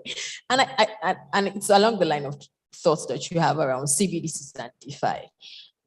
Intuitively, when I think about the idea of a CBDC, central bank digital currency, it's kind of contradictory to the idea of a DeFi. So I'd like for you to explain that, and I hope that someone else in the crowd has the same confusion that I am in. Right. So yes, you're right, because the CBDC is central money in the sense that the control over that asset is still with the central bank. But when you think about, for the end user, the use cases that makes a DeFi solution attractive. For example, if I wanted to do an intervention as a government and I wanted to program the money to be used for a particular purpose, like I could say, okay, this is intervention fund to enable people feed their families. So I could program the money such that you can only spend it for that purpose. Like you can't use it to go and buy clothing, for example. So from an end user perspective, whether in the case that I just explained now, the government, making sure that you can do intervention fund with the purpose that you meant it for. So that's a capability that you probably won't be able to do with the state of money as you have it today. But in the sense of the centrality of it, yes, it's different. So you're seeing that as a counter from central banks to sort of create money that has those inherent capabilities that DeFi has. And we're also seeing a lot of activities when it comes to pronouncement, guidelines, and rules on how some of these DeFi solutions can be incorporated and registered in their different jurisdictions. The Securities and Exchange Commission in Nigeria, for example, recently issued guidelines relating to virtual assets, and how players in that space needs to comply and get licensed. So you see a lot of that not only in Africa, across, and it's coming from. It's a departure from the myth that says DeFi can be regulated. Because when you look at the finance part of that concept, it's essentially lending, it's essentially enabling people to invest. And there are certain risks that are enormous. When you think about, as much as we talk about the opportunities, those risks are there. If you want to invest money in the trad finance world, you won't put your money where you don't know where that what that money is going to be done with, what asset is backing that investment and stuff like that. And in DeFi world, you have this problem of information asymmetric, where the providers and the issuers of these assets, they know much more than the average investor. And that's one of the problems that a regulator will be concerned about from an investor protection perspective. So we're seeing a lot of rules and regulation, but to also enable that, because the pacing problem of technology outpacing and innovation outpacing regulation means that some of these rules may not always be fit for purpose. So you're seeing a lot of creation of regulatory sandboxes, which is generally a space where regulators open up for innovators in this space and other types of innovation in financial services to come and sort of demonstrate the viability of their solution. And it's a learning opportunity for the regulators as well to be able to understand, better understand this risk. And when you think about what we're even talking about for regulation, you're talking about codes, right? Most of the time, they are open source codes that are meant to execute certain rules and instructions. So it's a paradigm shift. It's not an incremental change. It's a shift from where we're coming from, where a regulator probably needs to start learning how to understand and interpret codes, right? So that takes a lot of doing. And how do you enable that to happen? And at MTech, we're very privileged to be working with regulators. Very recently, the Bank of Ghana, for example, launched the Digital Regulatory Sandbox to enable, not only the innovation to go to market, but for them to be able to understand with very clear insights from data what is happening when such innovation gets to market. And we're happy to be working with the Central Bank of Nigeria as well, and a number of other regulators in the region to enable that. Okay, so I think what I hear from you is the central banks are responding in a way that you think they should respond. So it's not like, they're not responding from a perspective of, well, maybe this has come to displace us, so this has come to make us a bit less powerful than we should be. And there might be a way to work with what's happening in this DeFi space. Absolutely. I mean, it's also come from the realization that, some of this innovation are borderless, right? We're talking about internet-enabled innovation. So at times, it's not even something you can fully control in that sense. So you have to be open, open for them to come. Yes, there are certain guardrails you can put in place. You can operate here. This is my jurisdiction. But the more you open up as regulators for those innovators to come through and have a dialogue, understand what they are building, the better for everyone. The all-important investor protection, consumer protection consideration comes to life with that. Also, when you think about regulators, we talk about, a number of their policy goals around protecting consumers, financial stability and all of that. But regulators too also have the all-important responsibility of deepening the market. And when you think about opportunities around financial inclusion, around even allowing the underserved to be better served, you can see an opportunity, like Ernest mentioned, for the interoperability of DeFi and CeFi platforms. Thank you, Tunji. Okay, Uche, my question to you is this. For the average Nigerian, how does this impact us, or how does this affect us?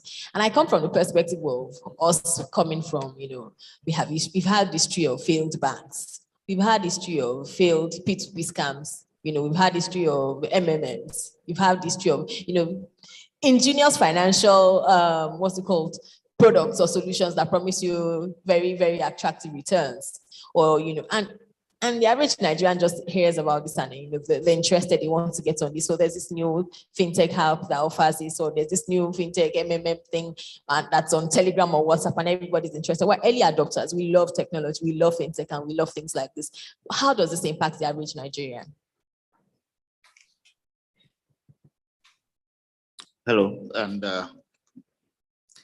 this impacts the average Nigerian in many ways.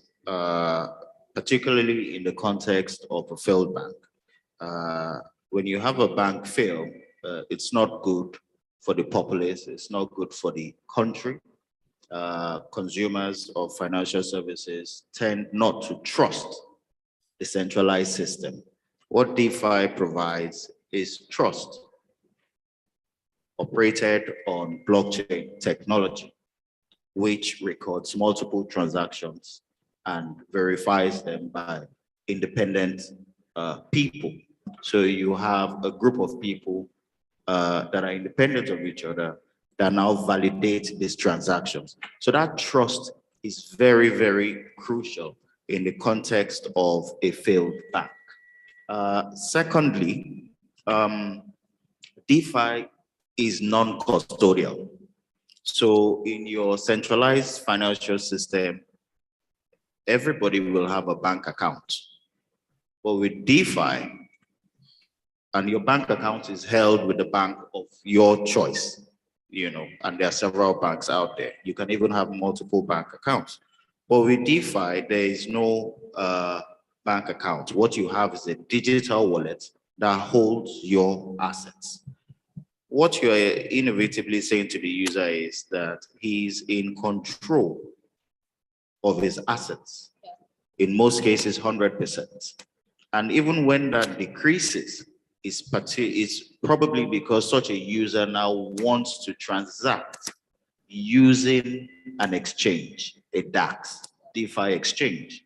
And some rules of this exchange might require giving up a certain degree of your control over your assets. So for example, if you're doing collateralized lending and things like that.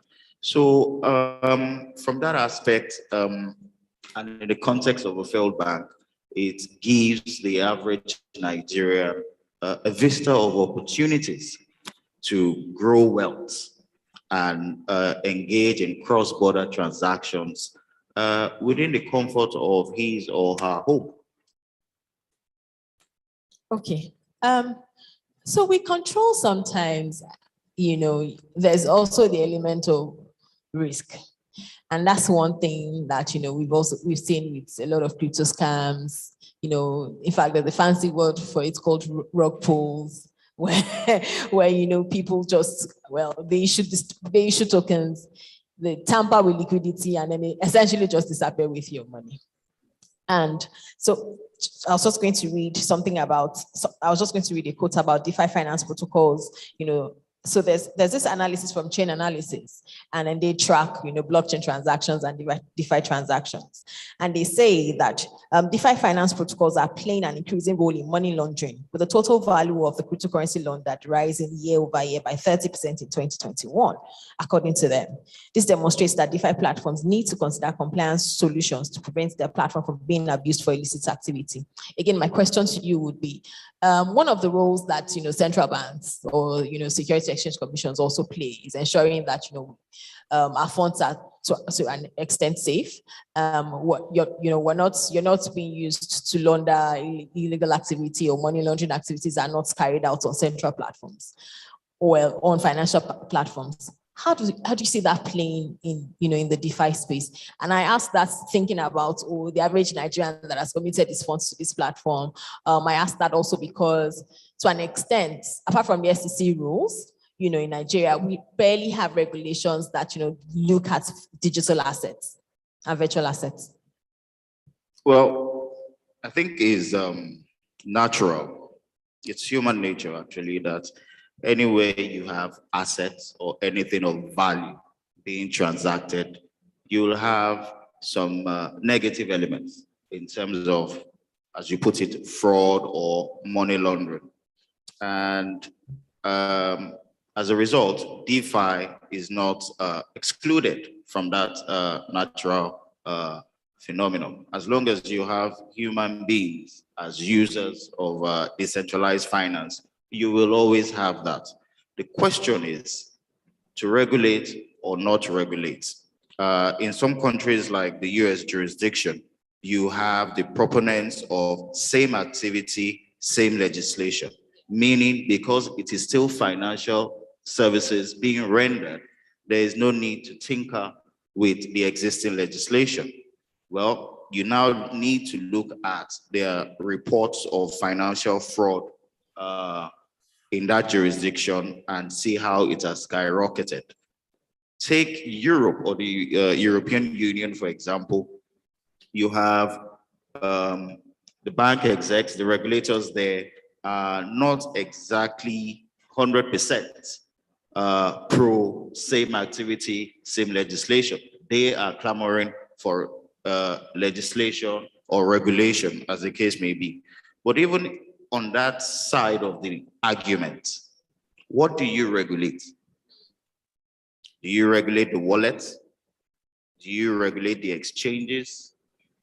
And to what extent do you regulate the exchanges? Because if you say DeFi is distinctive from centralized finance, bear in mind that every exchange will also have its own decentralized autonomous organization, which is an authority in itself. Thank you. That sets the rules for activity on that particular exchange. So are we now backsliding into centralized finance, or are we saying, okay, this is centralized finance with a greater degree of control for the users? So these are issues that will require formulation of policy and more user engagement, what people really want, what will make people comfortable, what will be acceptable to people, and then any government will now come forward and make the necessary legislation, because it is important for government to tap into decentralized finance. It is a source of revenue. If you look at the reports from some of the exchanges, say Uniswap, for example, you have transactions totaling 300 to 600 million US dollars per day. Imagine if that was going through a centralized finance, from your bank charges that would now in turn dovetail into, that's probably why we're moving to DeFi. your taxes, your corporate taxes that, will be paid or remitted into government coffers. So it creates wealth, and that is the point to take up. The total value lock sometime this year, depending on which report you follow, ranges from 169 billion to 200 billion US dollars. And what do you mean by total value lock? These are assets that have just been put in a DeFi protocol that are probably earning interest, rewards, tokens, or coins. Yeah. So they are not, they're just. It's too big a market to ignore. It's too big a market to ignore, and that is capital that, your traditional financial institutions, if they had access to, would greatly enhance their shareholder positions and balance sheets. So I think one thing I can, maybe conclude from the different responses from our panelists is that DeFi is something that is here. Regulators should be looking to. Well, they're already thinking about this. We have some roads in some countries. MTech and some other companies are already working with regulators. From an incumbent perspective, from Frank's perspective, we need to find a way to coexist. It's not going to be only DeFi. Most likely, we will need to we'll find ourselves in a universe where there's some level of DeFi and from some level of centralized finance. And I think that creates opportunities for fintechs, for companies, for individuals as well. I hope that we will still have some time to take last minute views and comments from our panelists. But at this time, I'd like to take questions if we have any. Please, if you have questions, you could maybe signify by raising up your hands.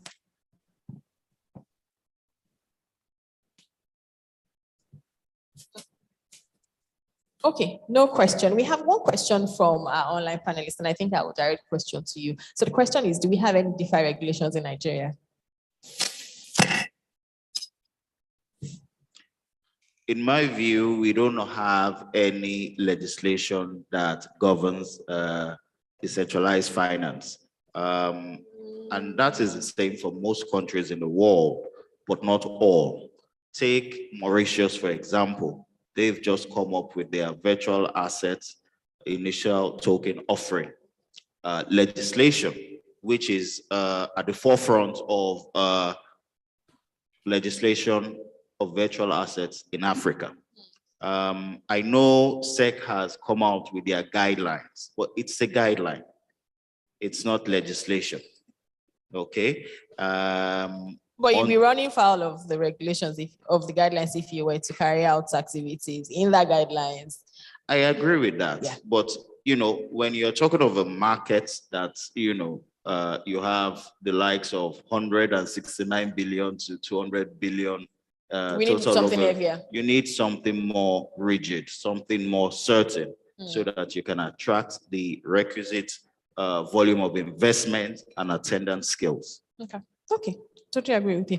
I think our time is up. I'd just like to take one sentence, two sentences from every one of our panelists, just in terms of like your closing remarks. It might be what you think about DeFi, what you think DeFi will be in the next 2 to 3 years, what you think the opportunities are for fintechs. I would like to start with Frank. I like to just, typically just suggest serious conversations should continue. From my own perspective, and in the context of everything being said about centralized and DeFi, we don't have any choice. It's come to stay. And like Uche said, regulation is now very important. Whether it's going to be agreed that it should be centralized, and I'm talking about regulation now, or whether it should be decentralized, it is still very critical to the operation of the process itself. And I think further collaborations with the different ecosystem and market vertical is also very important so that we can define what scope to use both the DeFi and centralized system for. Thank you. Thank you. Well, yes, we definitely need to ramp up the awareness campaign for users, for regulators, and industry professionals, because we need as much input as we can get to map out the way forward for decentralized finance in Nigeria. Thank you. Ernest? Yes, I don't know if you're aware, about 2 months ago, there was a hackathon led by the Central Bank of Nigeria and the Africa FinTech Foundry, which saw over 5,000 startups and individuals register to participate. And that shows that the major regulator within Nigeria is actually interested in this space and is looking at working with the larger and broader ecosystem to find solutions and to learn from the data being generated on how to best bring out these innovations into the world. I recently came back from South Africa and to Lagos and spent some time with banks in South Africa, where, as you might maybe aware, last week, they now have a new framework for regulating such services. And many of the banks now have titles like crypto head of crypto transactions, which are things that we couldn't hear before in the space. So it tells you that a major economy like South Africa is ready to be playing in this game. And I feel that the giant of Africa, which is Nigeria, is also playing a leading role, but they are being cautiously optimistic as they move towards this new DeFi space. And we are very excited at Interstellar to be supporting it on this journey. Thank you. Thank you, Ernest. So I think most of the panelists spoke a lot about how DeFi and CeFi would collaborate going forward, and I think that's actually true. So even though DeFi is like a progression in finance, there's still a place where CeFi and DeFi can, collaborate more like an hybrid finance before we move into that space. So I think that just generally some of the things that make CeFi really interesting and really attractive, one for sure is the trust that people feel like they get in the DeFi ecosystem because they're in control of their world, right? So I think if this, a way to move forward would be how do we bring in this choice as well in the traditional finance that we have, right? If that's the way to go. But yeah, I think that there's opportunity for collaboration with it too. Thank you, Jane. Code you trust. All right. I will draw a few points from an analogy to close. So if you think about vending machine, for example, maybe it's not a very good example of a DeFi. Of course, certainly not a DeFi, but should give you an idea of what a DeFi looks like. So you put your card or your whatever it is to buy a bottle of Coke, and for whatever reason it goes wrong, and I've had that experience before, it doesn't dispense you Coke. Who do you call, right? If you really don't have any face to or any brand to that. And that's the kind of risk we face when we operate in a DeFi environment many times. So yes, we don't want to centralize it because it's a new shift in thinking in financial services model, but we want to put some guardrails around it. And I think that, the regulators play an important role. There's an imperative for the public and private sector to collaborate to make sure that we can truly get the benefit of DeFi without, throwing away those important projects that are really innovating and creating solutions. Thank you very much, Tunde. I liked the analogy. Thank you very much to all our panelists. I think we've had a very informative and insightful discussions. Thank you to the audience. I hope we learned one or two things. And thank you to the Nigerian FinTech Week as well. Simi?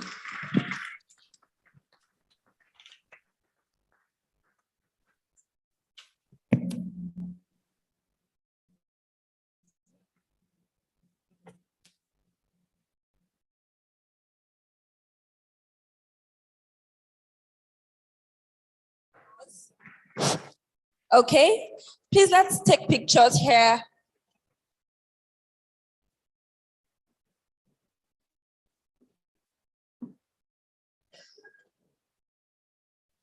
And then just after they take the pictures alone, I'd like to invite the president, vice president, and COO of FinTech Association of Nigeria. Also, any member of the board of trustees of FinTech NGL should please join for pictures. Thank you very much.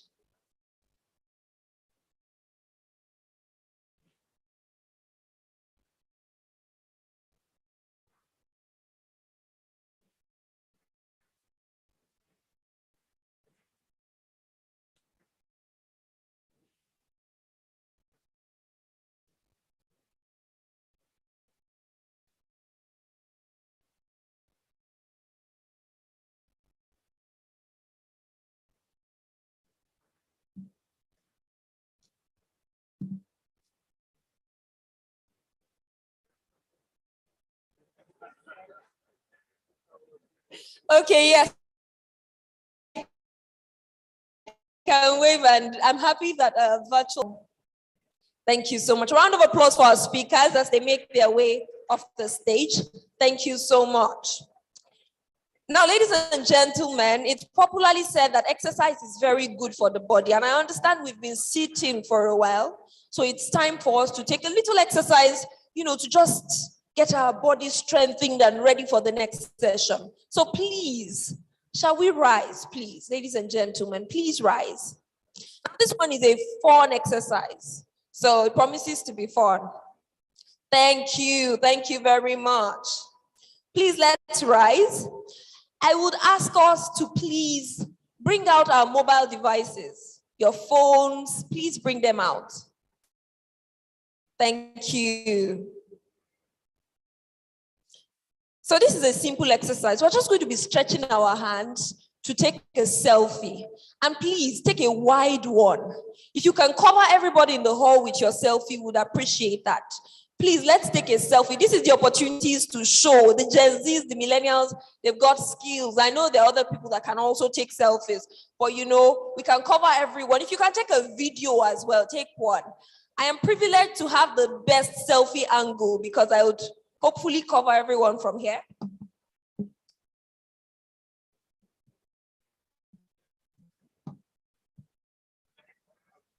So if your neighbor is not taking a selfie, please cover them in your own picture.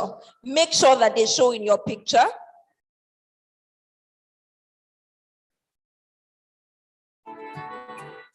Great.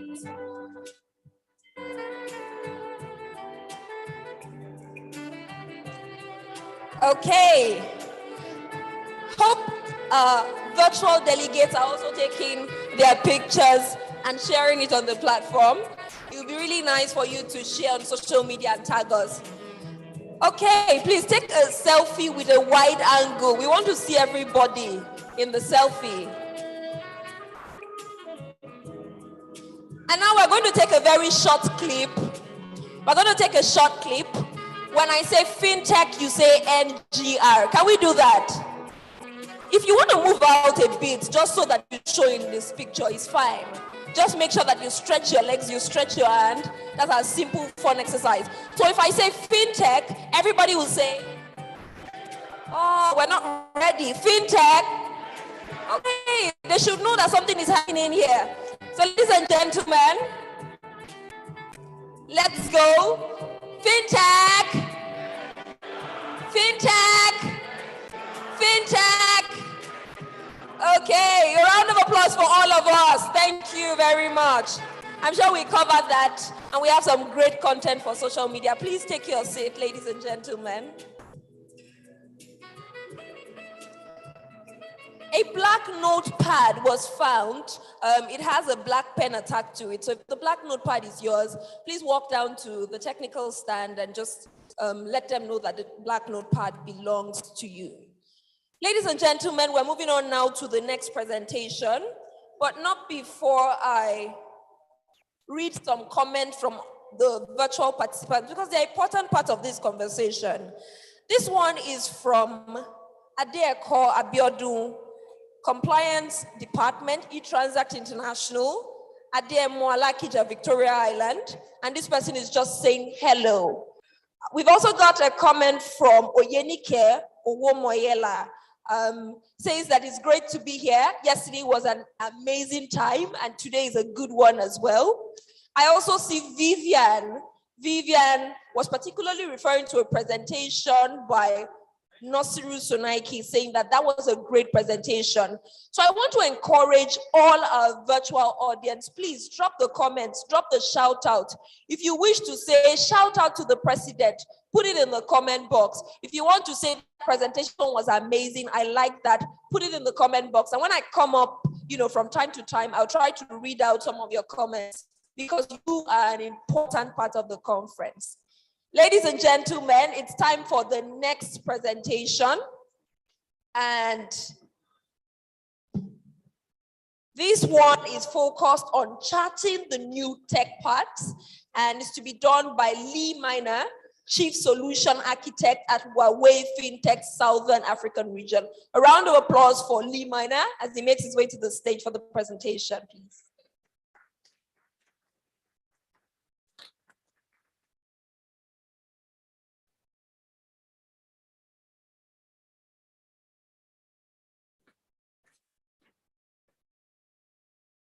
Thank you. I hope my voice is audible. It's almost lunchtime, so good afternoon, and I still hope you have enough energy to persevere another 10 minutes. I will try and make it engaging and very fast, right? But just to introduce myself, my name is Lee Miner from the Southern African region, Huawei office supporting FinTech. And I also support a very interesting mix of customers ranging from banks, operators, FinTech companies, amongst others. And today I'm more than privileged and honored. It's my first time for the Nigerian FinTech Week, so I'm excited to be here. And yes, I'll be discussing about the FinTech paths to take, but most importantly, it's not just a path, but what is guiding us towards those specific paths, right? So we can never know the future without knowing where we are coming from. And just to paint a picture of where the FinTech is coming from, this was sparked back in 2007 by Safaricom M-Pesa with the introduction of the first mobile money wallet. And what this did is that it sparked a wallet inclusion phase that also gave us a market space of about $5 billion US. Fast forward 2020, we ushered into the digital inclusion phase. And this was characterized by basically the emergence of smartphones, super applications, lifestyle payments, all endeavored around making the user experience for customers' payments very robust, right? And then looking at our crystal ball, what does it say about the future? All roads, all indications seem like they're leading us to a digital credit inclusion phase, right? Which is dubbed to give us about 60 billion in terms of marketplace, right? And what it does, simple, is that fast forward to 2030, when it hits its peak, how will that future look like? Three things that we are actually clear on. One is that lending will become the anchor service. I'm quite sure you've already seen a lot of credit solutions mushrooming into the public every single other day, right?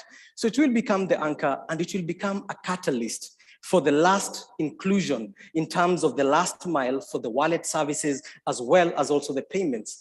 And this is not because of lack of options for this set of customers who will be the late adopters, but it's majorly because this will be the only way where they can be able to maintain a good enough credit limit or a credit reference for them to be able to consume other services. So they will be forced to come online. Second thing that will happen, it's not going to be a standalone solution.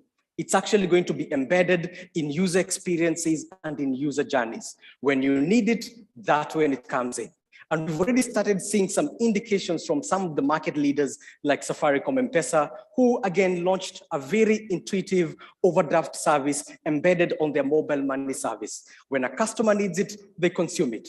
And what has this done? Because it's very purposeful, it's actually meant 4.4 million customers who would have ideally been disconnected or disengaged from using fintech services can now extend their services or extend their payments or even extend their power to consume within the ecosystem and powered an extra 800 million transactions.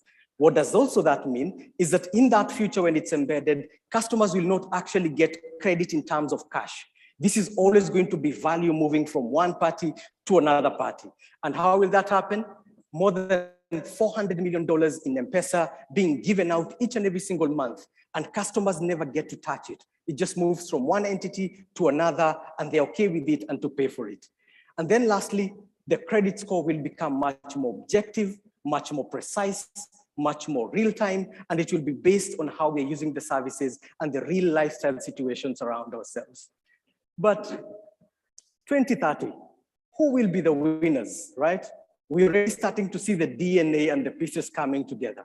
So who will be the winners at that point? It will be the parties with the most valuable, relevant, realistic, and authenticated holistic information around the customers.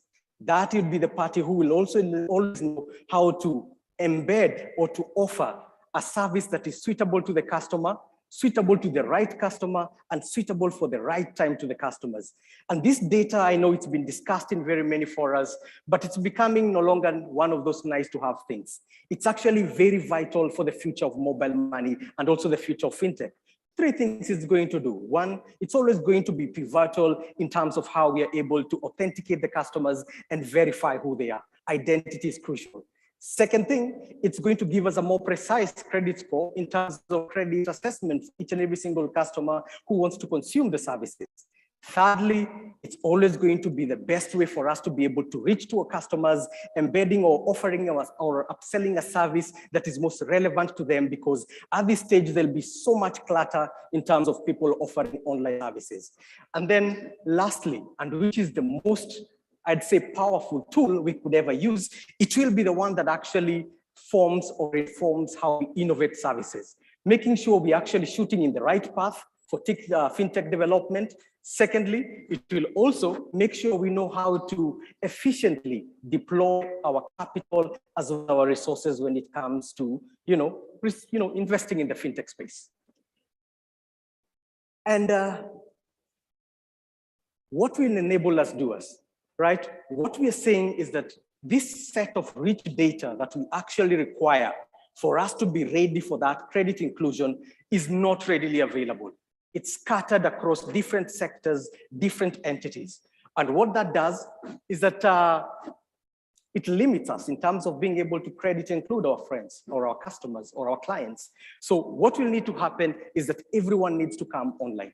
So we need concerted efforts around not just fintech players and stakeholders, around also regulators in terms of how do we bring every single critical party online? How do we actually motivate them to be able to continue carrying out transactions online and staying online, conducting business online, basically, for us to be able to generate that critical data that will be required at that particular point. And of course, still at the end of the day, is having the right set of tools that will make us efficiently and effectively be able to exploit all this data that is being generated for us to upsell many services. Oh, it's that side, right? So let's bring this closer home. Out of the 35 million MSMEs who basically power our cash-heavy economy, only 3% of them can access capital or basically borrowing from any formal financial source. And main reason always given, lack of enough data around this customer or around this particular entity to give them a loan. But this client is always transacting. He's always saving, but maybe just not at a bank, but he's doing it offline or within other smaller fintech spaces. Bring that also to the east side, basically the customers we still see only 2% of your customers can still be able to get a loan from a formal source. Same reason again, lack of data. Yet, always transacting from morning till evening, but not just transacting online or transacting with a bank or with a big fintech player. They're transacting in cash and they already have the ecosystem. So this just tells us one thing. We need to broaden the landscape data in Nigeria.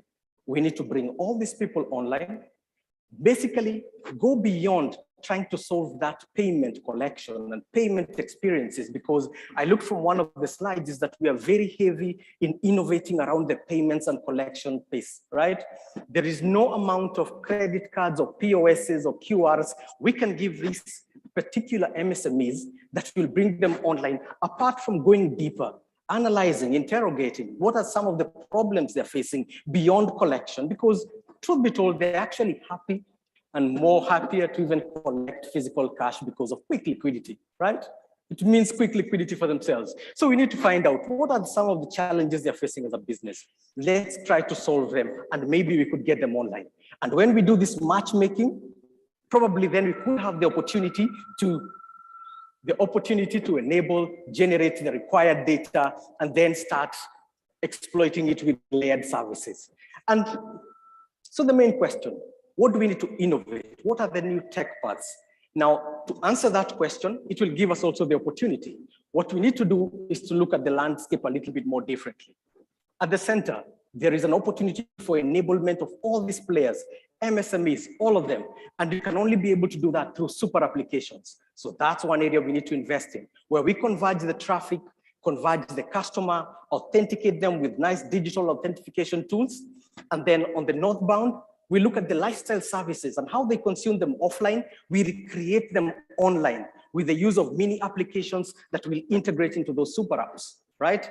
Just meaning that the same way a customer uses the service offline, they will be able to also use it online, right? And then we get to use a new player, the developer.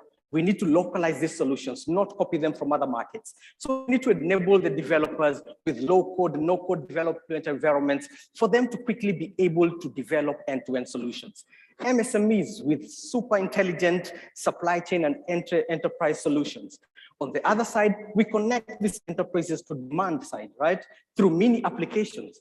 Also think, how do we build tools that enforce loyalty and precise marketing? And then once all this data has been generated, how do we exploit it and make use of it to embed other financial services such as finance, lending, savings, insurance? These are the areas for the next opportunity. Closing it in, what's the DNA that will be required for us to have a data-driven innovation path, right? 3 principles need to change. One perspective we need to change is simple. We need to look at enablement, not just collection. Let's go super industry-centric, super localized. Every industry, agriculture, insurance, enterprise, every single one of them. Let's look at how we can digitize them to bring them online, not just collection. Second thing we need to do is to localize these solutions, right? Because how they've been used elsewhere might not be used here, right? Let's localize it during using developer communities. Let's make use of them. Secondly, agile, decentralization, and of course, leveraging on partnerships. Second principle, we start collecting the data from the customer and viewing them as one individual, regardless of whichever entry point they come to. Let's view them as one. Let's map out what are the critical data points we need to collect from these customers, where we need them from, and then let's start building the customer profile to enable that. And then lastly, the infrastructure. We need to build for scale. This means we need to go cloud, right? So that we can enjoy all the cloud benefits with full containerization, microservices, all the way till decentralized architecture. Secondly, open, because all this data we're going to get from, it's going to be from 3 sources, either derived from the services, either purchased from another entity, or even glanced from another network that is partnering with you. So your platforms need to be as open as possible. And then of course, in this era, security is vital. One bad mouthing of your service and you're dead in the water. And the most problematic thing is that we are going into a space, into an environment with which we do not really understand, all of us. So there's always some new security concerns moving on. And this is not just around penetration, but heck, if we're actually going to power promotion tool, then really hope people cannot be able to game your loyalty programs or anything like that. That is still now being listed as one of the trust areas to watch. And then lastly, build for massive transactions, because now we are moving to a place where we are no longer going to be servicing maybe 100 or 1,000 nairas, but very small margins, very small transaction values of millions of transactions. And unfortunately, even for people like banks, is that a customer is always happy to wait at the ATM for 5 minutes, 15 minutes, and they've got no problem. They're happy to wait at the branch for 30 minutes before they're served. But I don't know what gets to them when they come to the digital environment. Immediately a transaction starts to take more than 5 seconds, they are very impatient. So unless our engine is able to meet that expectation, then we are in trouble. That's one, right? And then closing it. I couldn't close it without just plugging in some marketing, right? So one of the things is that we've deployed our fintech solutions in more than 30 sites, right? And we pride in ourselves having actually the biggest fintech brand in Africa, that is M-Pesa, which we power with Vodacom and M-Pesa and Safaricom across all the markets. We again are happy enough with one of the biggest payment solutions in Myanmar, Burma. We've actually turned a bank, traditional bank, to be the biggest payments provider within the digital space, or even looking far east, Pakistan, JazzCash, where we've again held the biggest mobile money ecosystem there. And it's this set of learnings, not just technology, but around people behavior, around consumption of services, which we've also been able to package and cascade them to the local markets. And here, we've been able to bring such learning to banks such as KCB Bank in Eastern and Central Africa, helping them decentralize innovation away from the core banking system to an environment which is now easier to operate and fast for them to compete with other fintech companies, right? And we bring that also to West Africa with GCB Bank doing the same. And it's this set of learnings that we'll be more than happy to cascade to you, listen to you, and also see how we can offer, opportunity for collaboration. My name is Lee Maina. We have an exhibition hall booth just in the other place. If you want to progress this discussion, we're more than happy to listen to you. Thank you.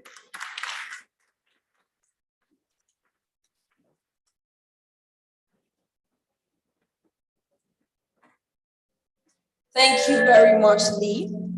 Ladies and gentlemen, we're moving on to talk about another emerging technology. But before we do that, do you recall that we took a selfie just a few minutes ago?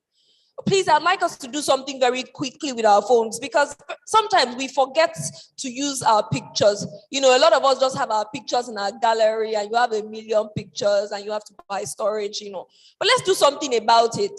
Please, let's bring out those mobile devices again, please. Thank you. Let's bring out our mobile devices and let's upload our pictures. Now, the social media platforms that you use. For some of us, it's LinkedIn. For some of us, it's Twitter.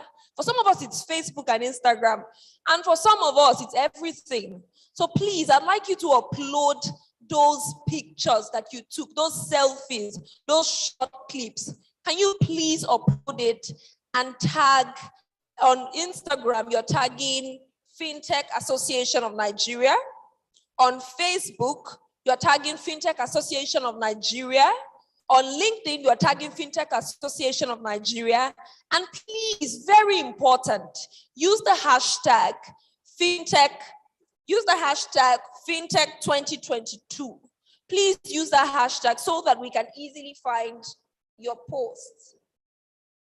Pardon me, NFW 2022, NFW 2022, so that we can easily find your post. Do we have some of the pictures we can project from yesterday, please?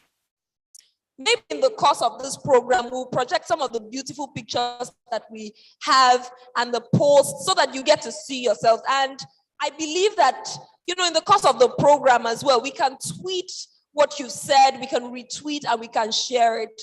I know we are usually on our phone, so please, let's tag Fintech Week NG on Twitter. On Twitter, very important, Fintech Week NG. On Instagram, Nigeria Fintech Week. On Instagram, Nigeria Fintech Week. On Twitter, Fintech Week NG. On LinkedIn, Nigeria Fintech Week. and on Facebook as well, Nigeria FinTech Week. So please tag us, and everywhere, use the hashtag NFW 2022 so we can easily find your post. It's important that you use the hashtag so that we can easily find your post. And in the course of the program, we'll be projecting some of the pictures, some of the tweets that are coming from you. Now, moving on very quickly to the next session. The next session is the panel discussion. As I mentioned, it's still on emerging technologies, and the focus is on sustainable cloud architecture for Africa. Now, for a lot of people, this is the session they've been looking forward to. So I'll say sit back, relax, and get ready to enjoy this session. I'd now like to invite the speakers. The moderator for this session is Oreme Aka, Chief Customer Success Officer at InterSwitch. A round of applause, please. Thank you. Ladies and gentlemen, you recall what I said yesterday about when we come to conferences like this, we have a reservoir of applause, and gradually we need to refill it. So please, can we refill our reservoir of applause now so that it gets louder? Thank you. Thank you. Thank you. Yesterday's one has expired. We're counting afresh today, and we mustn't be partial. So as you celebrated her and clapped for her, please do same for our other speakers. Now, the next speaker is Rock Bal, Vice President Pre-Sales at Huawei Cloud Southern Africa region. A round of applause. Thank you. Don't forget that our speakers are going to be standing here and they'll be watching who has not clapped and who has clapped. So if you try to network and you didn't clap, they'll just call you out and say, you didn't clap for me. I'm just joking.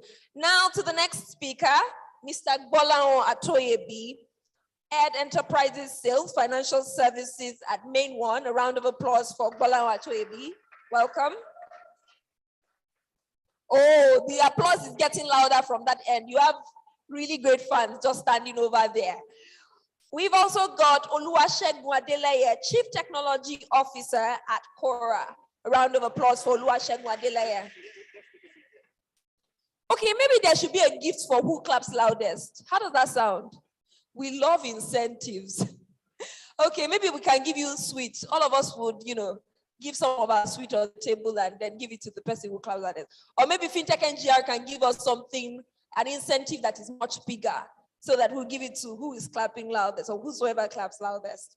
Now, the next person is Stephen Okoye, Chief Technology Officer at Inc. Welcome, Stephen. Thank you. Ladies and gentlemen, I'll now hand over to the moderator for this panel. All right, thank you very much, and good afternoon, everyone.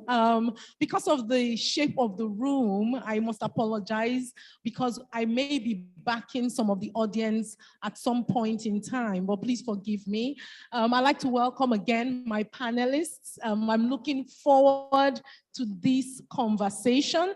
As has been mentioned, we are going to be discussing sustainable cloud architecture in Africa. And why this is important is, if you were here at the beginning of today's session, when Mayowa from McKinsey presented, she mentioned some specific pillars that are required to grow and deepen the penetration of financial services in Africa. And one of the things she mentioned was infrastructure. Now, in Africa, we understand that we have a major infrastructure deficit. And that is why cloud technology is a very interesting topic, because it basically enables African companies, globally, of course, but in Africa specifically and in Nigeria, it does enable a lot of companies leapfrog the infrastructure gap. And that's what we are going to be discussing. We're going to be looking at cloud architecture, its impact, its usage. And I'm excited because we have a wide range of speakers here from the provider side and also from the user side. So without much ado, we're going to go straight into it. So I'd like to welcome you again. Gbolahan, you are welcome. Segun, you are welcome from Quora. Nice to have you. Rockway, you are welcome from Huawei. And of course, Stephen, you are welcome from Inc. Pay. So we're going straight into the questions. So I'd like to start with you, Mayowa. Can you help us, just for the purpose of the audience, what is cloud technology? What really is cloud technology? Okay, let me briefly introduce this question. So for the cloud, it consists of four main components. First is the cloud resource pool. It consists of computing, storage, network, and this cloud resource pool is elastic extension and help you to paper you use. Okay, this is the cloud resource pool. The second is the cloud service layer. For the public cloud, we can provide more than 100 cloud services, include the basic virtual machine, block storage, file storage, database, AI, big data, essential. Okay. The third is the cloud operation platform. It provides the basic console, billing system, and also marketplace, which enable you to serve service to use those cloud services. Okay. The last is the cloud maintenance platform. So it consists of the basic monitoring system, the basic AI ops platform, the ticket system, and also some high availability architecture, which enables you to use cloud very stable and to ensure the SLA of your workload. Okay, I think this is just a brief introduce the cloud architecture. Thank you so much. Thanks for that, Rob. Okay. And I'd like to come to you, Stephen. What will you say are the business benefits of cloud technology in Africa and Nigeria? I mean, we're very conscious that we have an audience from over 50 countries. So we're not just talking Nigeria here, we're talking across the world, but really bringing it home to Africa. What are the business benefits of cloud architecture? Okay, thank you. Thank you so much. Let me just break it down because I understand some of our audience are not technical. So let's take this event as an example. All right. We are here. We came for an event and we championed the event. We own the content of the event. Okay. But here we are sitting. Nobody's worried about if the AC is working. Okay. We're not worried about if power is right. Right? So cloud services is infrastructure, IT, basically as a service. So if you take this event center as an example, that is the infrastructure. Okay. We are here just to consume the space for this period, and then we go. Okay. The owner of the infrastructure still owns it. So let me take it back to IT. So traditionally, what an enterprise company would do is for them to be able to do anything, for them to run maybe applications, deliver services to their customers, they have to procure some IT equipment. Now, what cloud services brings to the table is instead of you providing and spending that CapEx on procuring those IT equipment, services, and all that, what you do is that you pay per use. Fantastic. So the major thing here is, in terms of business benefit, is CapEx versus OpEx. So instead of spending $20 million, $10 million, buying IT equipment just to make sure that your business keeps running, you pay a certain amount of fee, and then you get the same effect. Now, secondly, one of the things that cloud services also brings is there's something we call agile provisioning. So traditionally, if I want to bring up a service, and let's say it's a software application, maybe a fintech application, traditionally what I would do in a traditional environment is I will place order for servers, switches, all those IT, blah, blah, blah, blah, blah. Yeah. So the original equipment manufacturer perspective, it takes about 6 months. These days, because of chip shortage, it takes about almost 12 months to come. So you have to wait 12 months. Now, when it comes, you have some time to set it up, which may take another 2 months, 3 months to set it up. So that is time wasted. When we say agile provisioning, for most services that are based, that are cloud native or that are based on cloud infrastructure, you can actually provision, if you have your application ready today, you can provision within 24 hours. Fantastic. So that gives most businesses faster time to market. So, and that faster time to make market means that you can actually have a competitive edge over whoever that is trying to do it the traditional way. So these are just two of the main points, but maybe I allow some of the panelists to talk Thank about you so much. from the business side. Thank you so much, Stephen. You said you basically talked on one, the financial advantage it gives to smaller businesses. And again, remember, we're talking within the context of Africa, where there's not a lot of capital to throw around. So that's definitely value. You also talked of faster time to market. Again, we are sitting in a room talking of fintech, we're talking of startups, we're talking of small companies that want an edge. So definitely this is a very relevant solution. So I'll quickly move to you, Bolahan, from Main One. Now, we cannot talk about infrastructure, internet infrastructure in Africa without mentioning Main One. So thank you. And I would like to say, as a provider, can you just give us an overview of the peculiarities in the development of cloud architecture in Africa, while also still touching on one or two business benefits? Okay, thank you very much. The cloud environment, if we look at Africa, cloud has developed over time, but it all started from somewhere, which was connectivity. Most people today are enjoying their phones, they're enjoying a lot of applications, because the connectivity has improved. Now, when Main One and companies like us started, our goal was to improve the connectivity bit of Africa, to ensure people can consume data more effectively, efficiently, and drive growth. Now, when you move from the layer of connectivity, you now move into the space of data centers. Data centers pretty much says, how far away am I from where this data I'm consuming? As it stood before, a lot of our data that we were consuming from outside Africa. Even till now, we are still consuming quite a number of it from outside Africa, and that's the reality. But as we've moved into the cloud architecture and cloud computing, we've realized that there's a need for data centers to be established in Africa.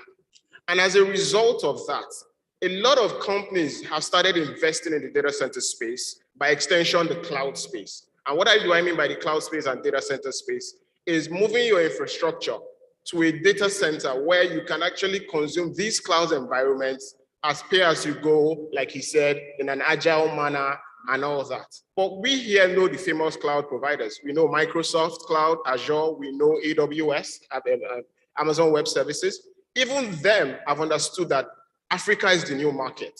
Africa is growing in data consumption. As a result, a lot of them have started making significant investments in coming to Africa.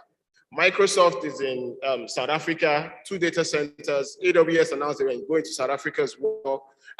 We also, in the western part of Africa, have made significant investments in data centers. Main One, for example, Rack Center for another one. And as a result of that, cloud computing is becoming a lot more local. People are now willing to invest or buy resources and services, like he said, knowing that my data is local. I know where my data is. And that's a fundamental conversation of cloud computing and cloud consumption, because everyone wants to move from the traditional way of consuming data, which what he said, on-premise, traditional data, I buy my servers, my computer, I make significant investments. Now I can host those infrastructures in data centers localized. As a result of that, I can also still consume those resources on a pay-as-you-go model. But the advantage is you now have businesses that have connectivity, you have large cloud services providers that are coming local, and with that mix, the cloud architecture has changed for Africa. And even specifically to West Africa now, we have likes of our company, Main One, having 3 data centers across West Africa. We have in Nigeria, we have in Ghana, we have in CIV. And all these data centers are connected via submarine cable, interconnected to all of them. So when we talk of latency, consumption of your data, it's a game changer. And as a result of that, we see increase in adoption of cloud services locally.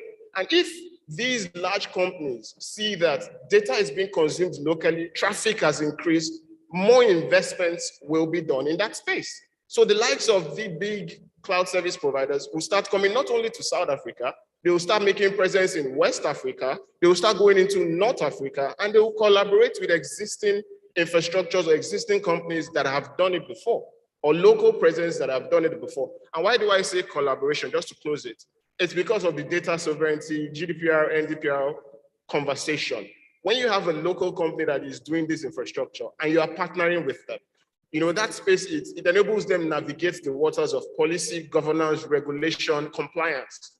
And companies like that make the adoption of fintech services, knowing that fintech is switching financial transactions locally. You need to also be able to prove to them, or to some degree, that you have local infrastructure that exists. So all this tied into the African cloud architecture means that it's important and it's the way to go. Companies need to invest in that space. We are investing in that space. It's not everybody that will be a fintech company, but some people know that there needs to be infrastructure to run the fintech company. And I think that's the space we see there's value for the fintech space. Thank you so much, Mayowa. And I mean, you said a lot, but what I see, to me, it's a picture of hope. The fact that, like you said, a lot of people, people have seen that there is progress in Africa, and the fact that infrastructure services are now being hosted on the African platform. One, it's definitely coming, as the time goes with the trajectory, the cost will definitely reduce for the small companies. So that's why I said it's a story of hope. So for the small fintech out there that may be grappling with infrastructure costs, this is definitely a positive story. So I'd like to move to you, Olusegun, as a user. As a user I would like to ask you how, we've talked a lot from the infrastructure side. Now let's talk about it from the services side. And what will you say for cloud technology? How do you see this impacting the delivery of services and solutions in Africa? Okay, so just like the other speakers said earlier, it's now, you've taken away the responsibilities of having to manage data centers, procure this IT equipment, and you basically have cloud services available, cloud providers available for you to access their services and then create your solutions. So I think the most important way that's actually improved things, especially as a user, is I can easily get access to these cloud services just through my browser, through a console and through my browser. So it's easier for me to manage. It's easier for me to, it makes it easy for us as startups to focus on what is core to our business, rather than worry about security of on-premise infrastructure. I think it also makes it easy for us to get to markets much faster, because with less things to worry about. Because the truth is, managing data centers, whether it's on-premise, right, adds some operational overhead. So by taking that out, you can direct your resources to things that are core to your business, and then with things that are much less things to focus on, you can actually provide value much quicker, right, and get to market much quicker, and then you can focus on delivering value to your customers as well as to the business as well. Thank you. Now I'll stay with you for Corapay. I know you have you are one of the growing leading when it comes to growth. You guys are growing really fast, and that's great.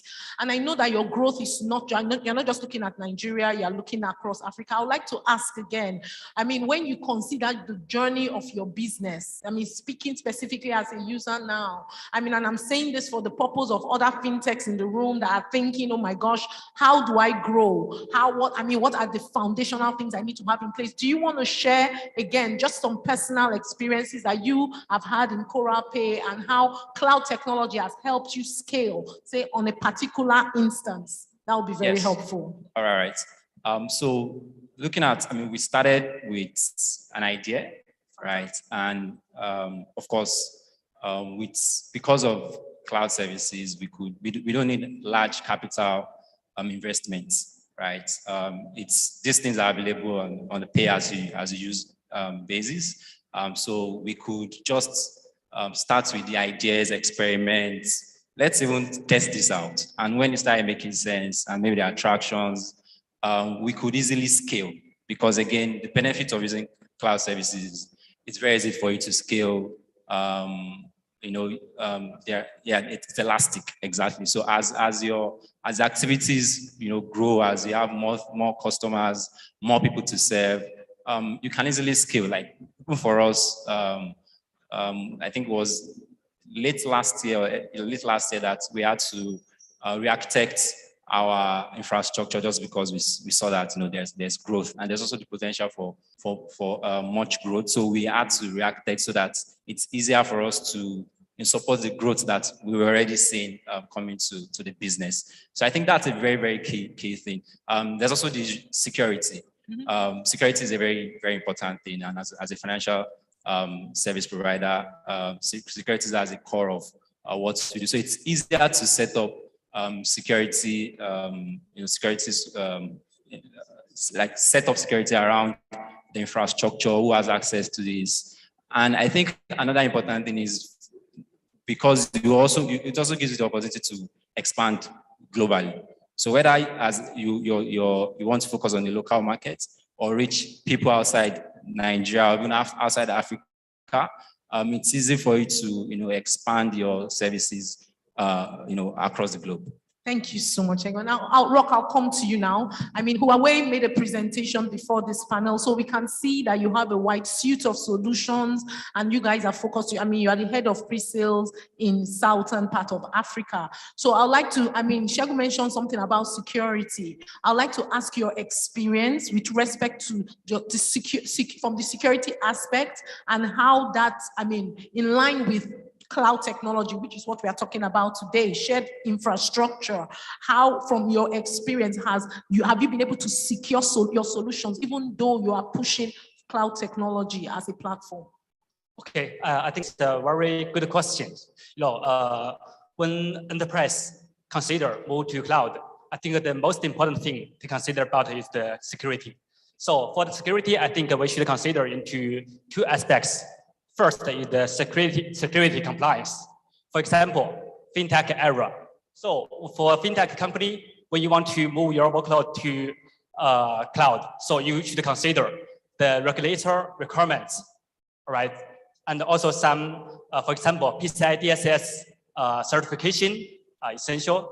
Okay, I think security compliance is very important for you when you consider to move cloud.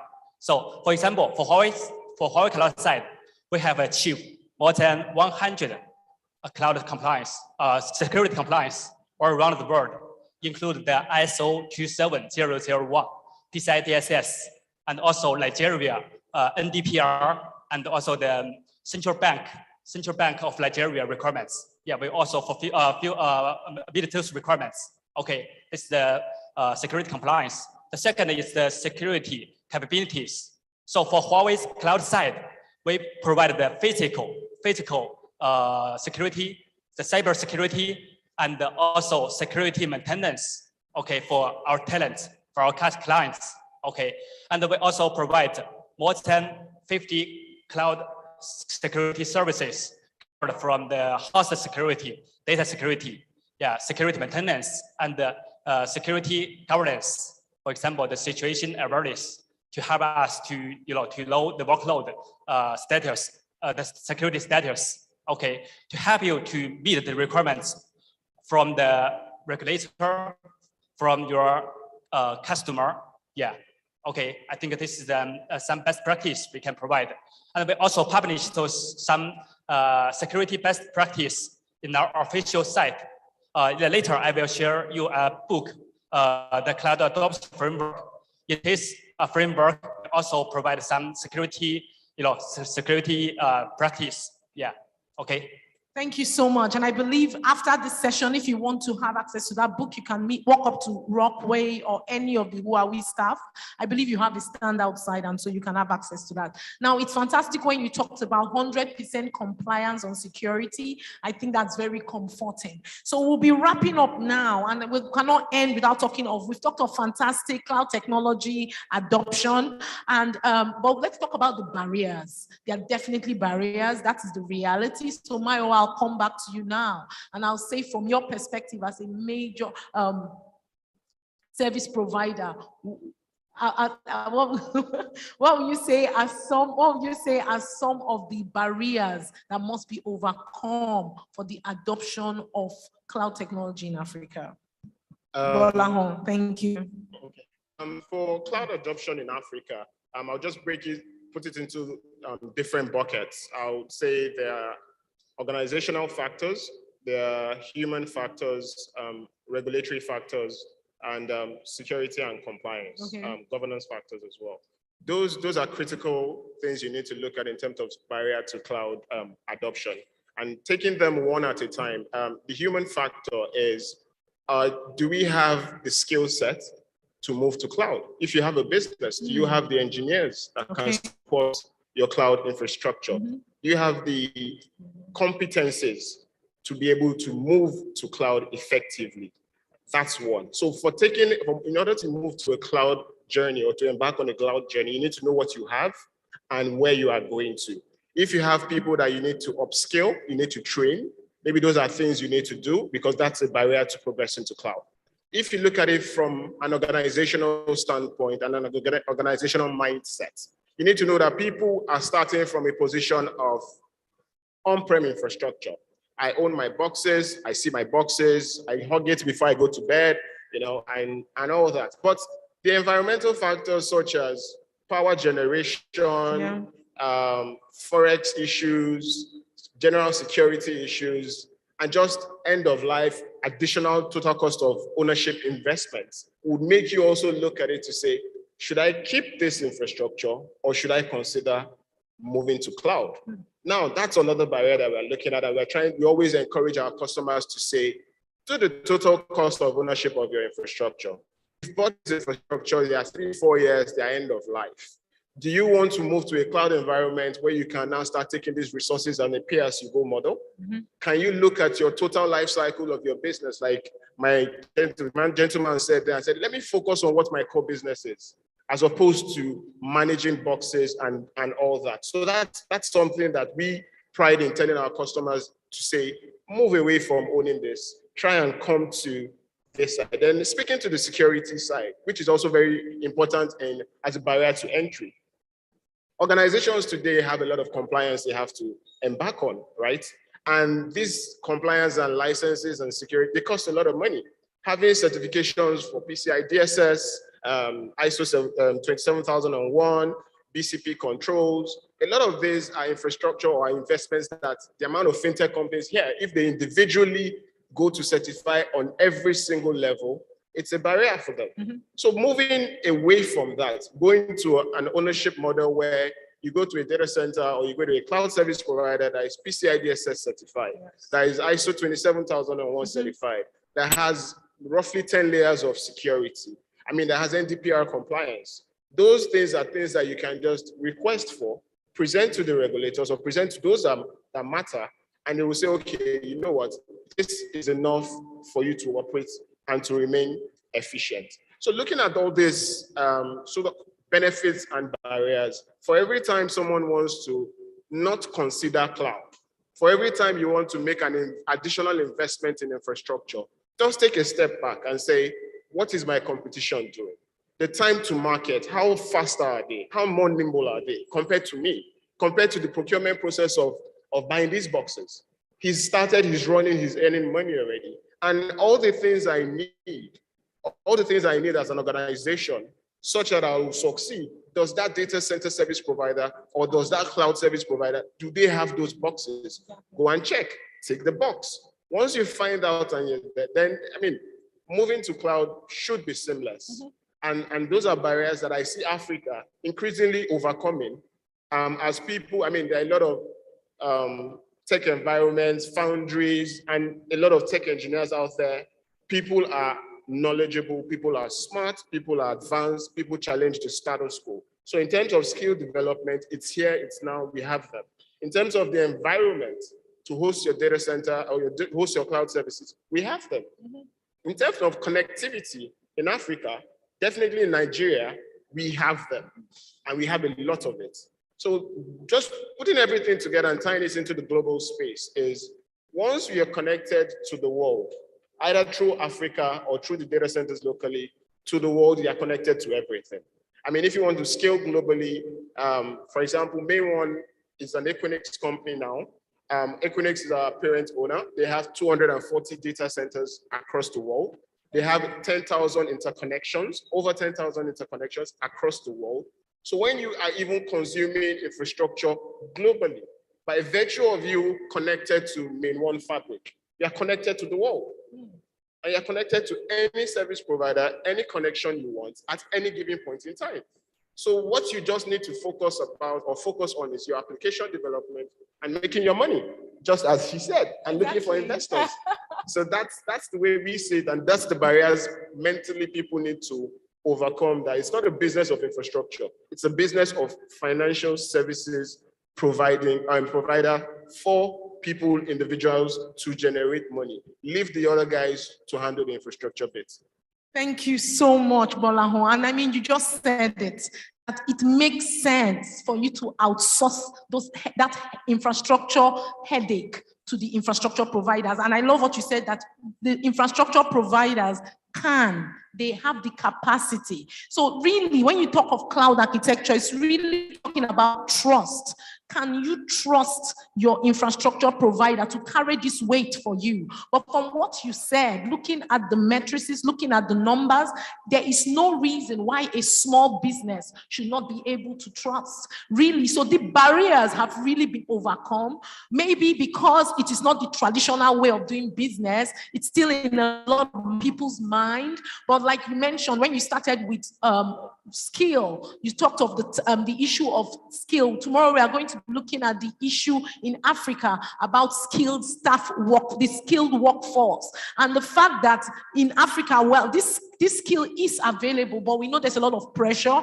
Every day, somebody is japping, and that's when you outsource infrastructure services, it actually takes that burden off you. And what I love about what we are discussing, cloud architecture, yes, we are talking about it on the infrastructure level, but people today are talking not just outsourcing infrastructure. You can outsource service provision. You know, like at InterSwitch, we have a solution called Banking as a Service, where you are basically outsourcing, you know, the core things you will do if you want to just kick off banking services quickly. So this issue of outsourcing is definitely here to stay.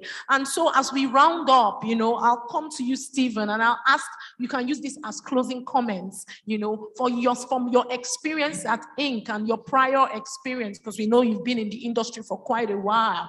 This infrastructure, these barriers have really been overcome. But what will you say in Africa are the one or two things that we still need to do to accelerate the adoption of cloud architecture in Africa and in Nigeria specifically? Okay, thank you. So I think the first is more sensitization. It is true that today, a traditional CIO or CTO in a fintech company is more knowledgeable than most other business sectors. So many of them I have interacted with, they ask the right questions. You know, they're asking you, okay, now I'm moving away from managing the compliance myself. What are you guys doing to manage this compliance? You know, so as a former Vodacom business, one of the things that we have done in Nigeria is we have followed that trajectory, and we have been always at the forefront of technology. So one of the things that we do for most of our customers is manage services. So he talked about skill set. You just talked about skill set. It's a very big barrier. Yes. It's a very big barrier. And you know, as these big cloud providers are coming, the little that we have, they are pushing them. I understand. Yes. So one of the things that we are doing is those skill sets in-house, ensuring that when you sign up a customer, you deliver based on what you've signed. Okay. And one other thing again is, from my interactions and from experience, you know, because I'm also hands-on, when it comes to security, I know we've talked about a lot about compliance and all that. Security services for cloud applications is a shared responsibility. And if you check most of the security publications, breaches, cyber security attacks over the past 5 years, most of them are non-infrastructure related. So the application has to be with security in mind. So there's something that we call the security first approach. So as you are building it, you have security in mind. You know, because yes, we the service provider can secure your infrastructure. We can put the firewalls there, put all the things that are supposed to be there. But if there are vulnerabilities in the application, you can still be hacked. So security is a very, very big concern for most fintechs, most financial institutions, anybody that is doing anything with money, and especially in fintechs, and especially when you're talking about blockchain, because if the money vanishes, it has vanished. You can't trace it. In fact, you won't be able to trace it, you know? So it's a major challenge. So it's a shared responsibility. It's a shared responsibility. So one of the things that we do is we have that skill set. We have followed the trajectory. The infrastructure is there. You know, just like Bolahan said, the infrastructure is there. Most of us that have been around in the industry know that these are no longer barriers, so to say. What we're now doing is educating the CEO, the stakeholders, that these things are now here. You don't have to go to Europe to access some of these services. They are here. The data centers are here, just like he said. You know, a lot of other companies have made a significant infrastructure, investments here in Nigeria and across Africa. So those things are here. You know, the major thing that we now need to do is, just like we're still in this panel, tell the customers, the consumers that we have these services. Talk to us. We have the expertise. You don't have to worry about so many things. All you just need to worry about is start making your money. And as you're making your money, of course, we are also making our money. Thank you. Thank you so much. Thank you so much. And I mean, I just like what you said about it is a joint partnership. So even as much as you outsource, I like what you said about infrastructure can be secure, but the applications must also be secure. So it's really a partnership. And I also love what you mentioned about awareness. So thanks to Nigerian FinTech Week, we are driving awareness this week. And after this, we are going to continue doing so. And as we do so, it's going to come to a time in the future when on-prem will be something that has not been heard of, because it just makes sense to get up and go, face your own business, outsource to the experts what needs to be outsourced. Fantastic. And the final closing mark, I'll ask you, Segun, as a user, to give it to us, for that fintech out there that is saying, how do I start off? What is a word that you're going to give to them? You being a user that has started and has scaled. And that's our final word. So I think the first question is, should even adopt cloud? And I would say big yes, okay. Because I think it's the next phase. There are a lot of benefits. I mean, we've talked about the different benefits of adopting cloud, but I think for most, maybe for large enterprises, for startups, I think it's easier. I mean, I think we really think of on-prem. Right, it's cloud by default. So I don't think it's an issue for startups to adopt cloud. For large enterprises, there are ways you can, migrate in phases. So we have the hybrid approach where you can run some of your resources on-prem, while you run some of them, whether in the private cloud or in the public cloud. Of course, I understand that there are regulatory requirements. Those things, like a lot of industries are, highly regulated. So you also want to ensure that whatever cloud architecture you go with is in line with the regulatory requirements. But so you can identify, the ways that you can come up with a cloud architecture that works for you within the boundaries of your regulation, like I mentioned, hybrid approach. And there's also the multi-cloud, approach where you can even deploy your solutions on different cloud providers, because I believe there's an ISO requirements that speaks to that. So there's a lot, you gain from it. It's easier to also meet some regulatory standards like PCI DSS. I think it's much easier when you're in the cloud because some of those responsibilities will be handled by the provider, while the others will be handled by you. And just like he said, there is a shared responsibility. So that you can move in phases, right? But I would recommend it for anyone. Just adopt the cloud. It will pay you a lot. Yeah.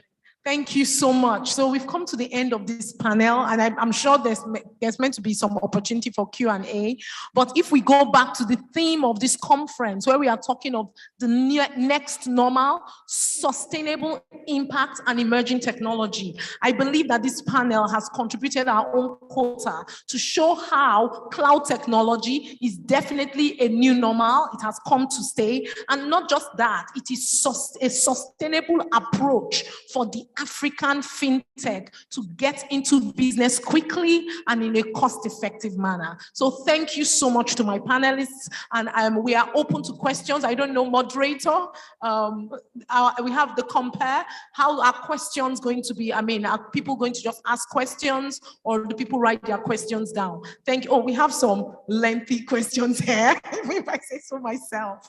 All right, fantastic. We have a question here from Adejumo Ibukun. Thank you. And the person says, how true is the belief that every cloud infrastructure or service resides in a particular physical location, as against on cloud, as the name implies? Saying, is it wash or is it real? That's what the person is asking. So I don't know. Bola, do you want to take it? Yes. It's a very great question there. The definition of cloud in itself is just saying it's somewhere, but it's not where you can see it. Okay. But it's somewhere. Every data has to be somewhere. But what we are saying when it says cloud infrastructure, it's that data. So most people don't understand that for every data application, whatever we are using, the internet sphere, as we call it, is resided in a particular place. The YouTube we go to is resided in a particular place. Mm-hmm. The Facebook we access and whatever infrastructure we access for transactions is resided in a particular place. But because maybe the users don't know where that space is, or the person does not physically know where that location is, we ascribe the word cloud to it. And that's the way you should just look at it. There's nothing you're doing on your phones right now, on your computer, or whatever transaction or processes you're doing, that is not going to hit a physical box somewhere. It's just the difference is that physical box is not sitting in your house, or it's not sitting in somebody else's house. It's sitting in an environment that is highly regulated, highly controlled, and designed to meet that business need. I don't know if you want to add some things here. Okay, thank you. So it can be verified. So from a technical standpoint, there are a series of tests, because I've spoken to a couple of customers. I've asked, are you sure this thing is not in Europe or somewhere in the US? So there are a series of tests that you can do from an IT perspective to know exactly where the data is. So, and when a customer says, or when a provider says, your data is so and so place, you can verify. Yeah. So it is something that is verifiable. And we encourage customers to also verify, just like he said, you verify and tick those boxes, before you move ahead. So it's something that can be, verified. Thank you. Fantastic. So I hope that answers your Adejumo. You can also meet our panelists after this for more insight. And we have a final question that talks about the security of personal data. And it's saying, to what extent is cloud technology and services provided on cloud technology platform safe? To what extent do they safeguard personal data. Rockby, do you want to try that one, please? Okay, I'll try to answer this question. Because when your data stored in cloud, you can choose to do the data encryption. Okay. We provide the basic capability. So you can encrypt your data first and then store to the purchased storage. Yeah, I think this is very easy to purchase. Okay. The second, for most of the data maybe stored in the database. So when you store your data in the database, yeah, you can protect your database. We provide, for example, for Huawei Cloud, we provide the DBSS database as a service. So security service. So this kind of service can just filter some algorithm data and give some encryption when you store in the database, and also provide the compliance from PCI DSS, help you to meet the requirements, meet the compliance. Okay. Fantastic, thank you. So just in summary, every service provider, we've mentioned regulator, we've mentioned regulator requirements. Every service provider definitely abides by certain regulatory standards. And you as a subscriber or a user can actually ask, like you mentioned, you can verify, and you can request for data encryption at several levels for your data to be safeguarded. Because even though your data is hosted on a shared infrastructure, it remains your data, and you have the right to ask, insist, but at the end of the day, regulators' requirement must be followed. So I'll say again, you are in safe hands, fear not. I believe we are done with questions. I don't know if there are any more questions. No more, fantastic. Okay, someone's hand is raised. Do you want someone in the crowd? We have 5 minutes. Can we just, yes, we'll take a question and we're done.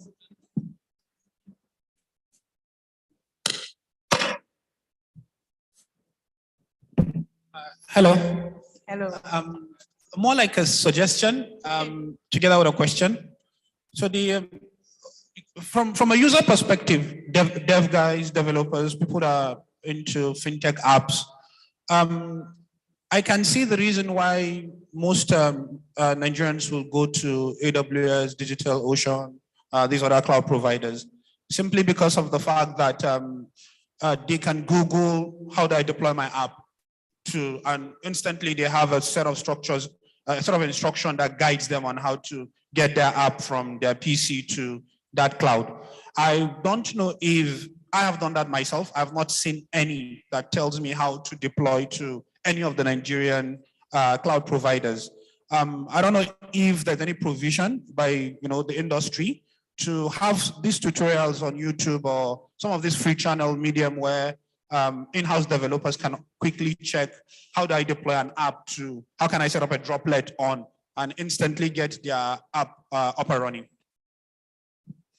All right. Okay, thanks. As you said, the suggestion and the comment. So someone want to speak to that, or do we just take it as something we'll take home? Okay, I mean, I can quickly touch on that. Like you said, there are major cloud service providers out there, AWS, Microsoft, Azure, but also, you're also familiar with the Microsoft Azure Stack, right? The Microsoft Azure Stack, for example, is hosted in our data center. So when you are thinking of deploying in cloud or using cloud resources, you are using a resource deployed, a stack by Microsoft deployed in my data center. So the processes of application hosting, application development, you are very familiar with it. And like my colleague said, managed services is very important. So when you want to take some resources from us or from him, for example, it's a hand-holding exercise. You have interactions with us. You have access to our technical engineers. You have opportunities where you have solutions architects that can work with you in an onboarding phase where you get familiar with the environment, the dashboards, and all that. And as a result of that, we help you through that journey of moving your data or moving your services into the cloud environment. So yes, we say cloud infrastructure, we say all this, but one of the targets that we see or we try to achieve is having the likes of the Microsoft and the AWSs and the likes, have them come local. So it's not that these services are subscribed out there. The foundation, the knowledge exists for developers, etc. But the infrastructure itself is localized to our environment. I don't know if you want to touch on that as well. Okay, so thank you. I think he has touched on, majority of the points that you raised. Well, one of the things I also like to, let you understand is a journey for the African market. So we are in that journey. AWS and Azure and DigitalOcean, those guys have already played in a mature market. So we are in that journey. And if you notice, you've done deployments, for example, no two processes are the same. So the way you do it on Azure is different from the way you do it on AWS and all that. So that's where the hand-holding that he spoke about, comes in. Yes, we need to do more in terms of bringing out some of those manuals and making it more accessible to developers, to guys that, want to deploy containers or microservices or any of the likes into our platform. Yes, we need to do that. And it's something that is, is work in progress. It's something that is ongoing, but is a hand-holding process for us for now, because yes, we can take you to those services, but we are also building local content. We are also building our own interfaces. We are also building our own billing systems, that will more be suited to the African market. So it's a journey that we have taken. It's a journey that we are on. And one of the things I will encourage, developers to do is to engage. You engage, you understand how the model, because for example, on AWS, you can consume and pay later. In Nigeria, one of the major challenges with billing is that a customer will finish consuming your service and 3 months you are still chasing. They've not paid for the ones they've consumed. So some of the providers like us, one of the things that we are trying to now do also is to change that model. So the moment you spin up a service, you pay for it.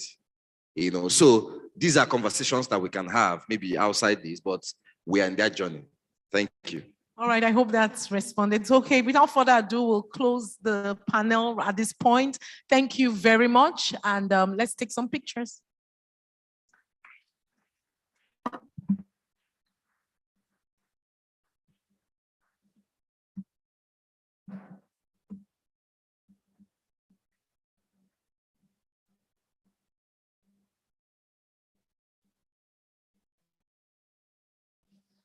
Thank you very much. And just after they take the pictures alone, I'd ask the President, Vice President, and COO of FinTech NGR to please join them for the pictures. This was a very eye-opening session on sustainable cloud solutions.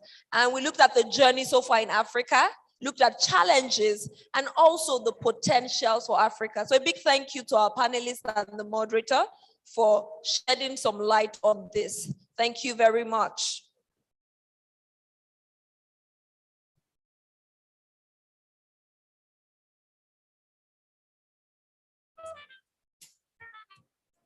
Thank you very much.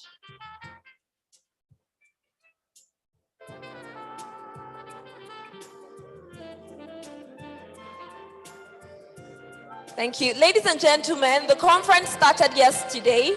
I would like to show you some of, you know what they say about how that a picture says 1,000 words. We would like to show you more than 1 billion words in pictures on the screen.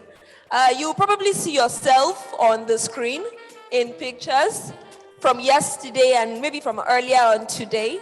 So please keep an eye on the screen. Now, while that is coming up, I'd like to read some feedback from our virtual audience. Now, I find this one to be very interesting. Okay, I see even a clip. Feedback from the virtual audience. Adejumo Ibukun says, it's good to be here virtually. I'm enjoying the sessions, but the selfie aspect, I would have preferred it to be a part of it live. So this person wishes that she was here physically. But our virtual audience are not left out, and that's why I'm reading your feedback so that you know that you are a part of the conference. All right, we'll now have a slideshow showing some of the pictures from yesterday, I believe, and earlier on today. You probably catch yourself on the screen somewhere.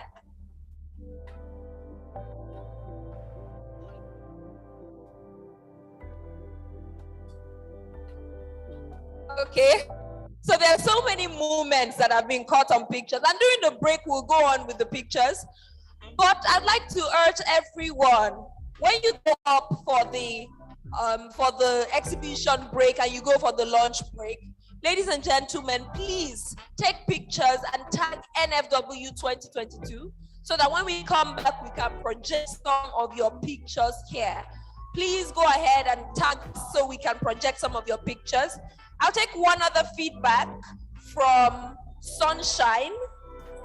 The person says, I'm from Neptune Software Limited, joining virtually, and I'm really enjoying this conference. So we are happy. We are really excited that it's not only the physical participants who are enjoying the conference, but also the virtual participants.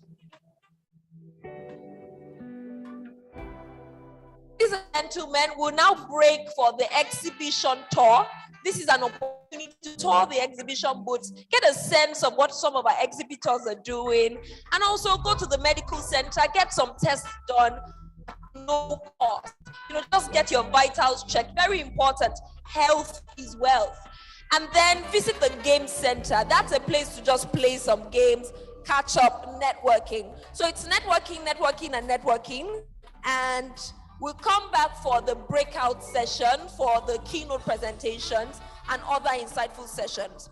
You can scan the QR code on the table so that you get acquainted with timing and you get acquainted with what is coming. But this is what I have to say. It gets much more interesting as the session progresses. We break for lunch now. Please go get some lunch, visit the exhibition booth, and network. Thank you very much.